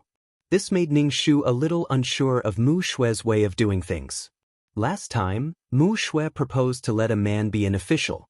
After being scolded by her, Mu Shui never mentioned this matter again. Obviously, she kept it in her heart. On the other hand, whenever Mu Yao encountered something fun or delicious, she would bring a portion for Ning Shu. She was a filial daughter. Ning Shu looked at Mu Yao's peach blossom face and guessed that she met another handsome man. He asked, "I heard that you've been very close to the son of Prime Minister Yuan recently." "Who's close to him?" "I'm not." Mu Yao's face turned red and she almost jumped up. Ning Shu glanced at her. "If you're not, then you're not. I've heard some rumors in the palace. If you don't like it, then don't do anything and don't ruin the mother's reputation. Otherwise, he can only marry you in the future." Worry appeared on Mu Yao's face. Ning Shu asked, "Will I really ruin his reputation? Why don't I marry him?" Ning Shu was speechless. "Good child, go play somewhere else." Ning Shu originally thought that Mu Yao and Mother June wouldn't get married so quickly, but Mu Yao knelt down with a plop during the morning court the next day, asking Ning Shu to decree the marriage. "Imperial Mother, I want to marry the Origin Lord." Mu Yao spoke bluntly and directly. "Is the mother's is said asked Mu's?" Asked Yao's was the mother to asked Mu, Ning Shu looked at Yuan Jun's mother's expression and knew that Mu Yao did not inform Yuan Jun's mother at all. Prime Minister Yuan pondered in his heart. His Majesty doted on the 4 imperial daughters. Lady Yuan and the 4 imperial daughters could be considered a good home. Prime Minister Yuan understood his son. He was proud and would not bow down to a woman. 4th Princess Huang was a woman with a good temper. She should be able to tolerate Yuan Jun, it's my honor, said Mu Mu. Ning Shu had only issued an edict to bestow the marriage, allowing Yuan Jun to marry Mu Yao as the principal husband. Ning Shu had no intention of separating the two of them. Mu Shui's son ascended the throne by chance. Ning Shu didn't even let Mu Yao touch the edge of the throne. Mu Shui didn't have the ability to do that. Ning Shu and Mu Mu agreed on the wedding date. Mu Yao was smiling the whole time. She was very happy. Obviously she liked Mu Shui very much. Ning Shu glanced at the silent Mu Shui and asked, "Crown Princess, do you have a man you like? The position of your official husband is vacant. You should have a man to take care of you." Mu Shui's face stiffened and then returned to normal. If Ning Shu didn't look carefully, he wouldn't be able to see the change in Mu Shui's expression. "I'm not in a hurry. When I have a man I like, then I will ask Imperial Mother to give the marriage decree," Mu Shui said respectfully. Ning Shu nodded. Then he felt a fishy sweetness in his throat. Then hot blood poured into his mouth. His mouth was full of the taste of blood. Shit, what's going on? Ning Shu's face changed. In front of the civil and military officials, he could only swallow the blood in his mouth. He waved his hand at Maid Chiu. Maid Chiu immediately said, "Court is dismissed." Ning Shu quickly stood up and walked towards the side chamber. Mu Shui looked at Ning Shu's back deeply. Then she said coldly to Mu Yao, who was in high spirits, "Congratulations to Imperial Sister for getting a beauty." "Thank you, Imperial Sister." Mu Yao smiled very happily. Mu Shui just grinned and didn't say anything. Her eyes were on Mu Yao. When Ning Shu arrived at the side chamber, he vomited a mouthful of blood. Ning Shu didn't know why he suddenly vomited blood. Ning Shu checked his pulse and frowned. His pulse seemed to be normal. "Your Majesty?" Maid Chiu was shocked when she saw Ning Shu vomiting blood. Ning Shu wiped the blood from the corner of his mouth and chin. "Don't spread the news. Call the imperial physician over." Her symptoms seemed like she was poisoned. Impossible. If she came into contact with the source of the poison, she would have noticed it. Ning Shu only had a superficial understanding of medicine. However, he was more proficient in the art of poison. He didn't expect that he would be poisoned one day. Ning Shu repeatedly checked his pulse. However, it didn't seem like he was poisoned. Could it be that his medical skills were too bad? Damn, being the emperor was really tough. He was always poisoned and there were always unruly people who wanted to harm him. In any case, Ning Shu couldn't figure out how he was poisoned. After the imperial physician arrived, Ning Shu hurriedly had the imperial physician check his pulse. The imperial physician checked for a while before shaking his head. "Your Majesty's pulse seems to be poisoned, but it also doesn't seem to be poisoned." The imperial physician used a silver needle to touch the blood that Ning Shu had vomited on the ground. He observed that the needle had changed color. "It should be poison." Ning Shu waved his hand to dismiss the imperial physician. He took out the antidote pill he had exchanged for and ate one. He thought that the antidote pill would be enough to cure the poison in his body. However, not long after, Ning Shu vomited blood again. Ning Shu was a bit confused. Why didn't the antidote pill produced by the system work? Ning Shu's hand trembled as he wiped the blood from the corner of his mouth. 2333, what's going on? Ning Shu called out to 2333 in his mind. This situation was a bit strange. "Let me scan your body first," 2333 said. Then he remained silent. Ning Shu suppressed his impatience and asked, "What's going on?" "You are poisoned. To be precise, it is a curse. And it is a system product," 2333 said. Ning Shu, what the fuck? This meant that there was another quest taker in this world. And this quest taker had cursed her without her noticing. Is there a way to cure it? Ningshu asked 2333. 2333 was silent. Ningshu's heart was cold. If he died, this quest would be considered a failure. You're tuning in to the Passion Pages YouTube channel. We're so grateful for your support, and don't forget to subscribe to join us on this incredible journey through captivating stories. Your generosity through donations truly makes a world of difference, as it's the primary source of revenue that allows me to expand and enhance this channel for you. Thank you from the bottom of my heart for being a part of this adventure.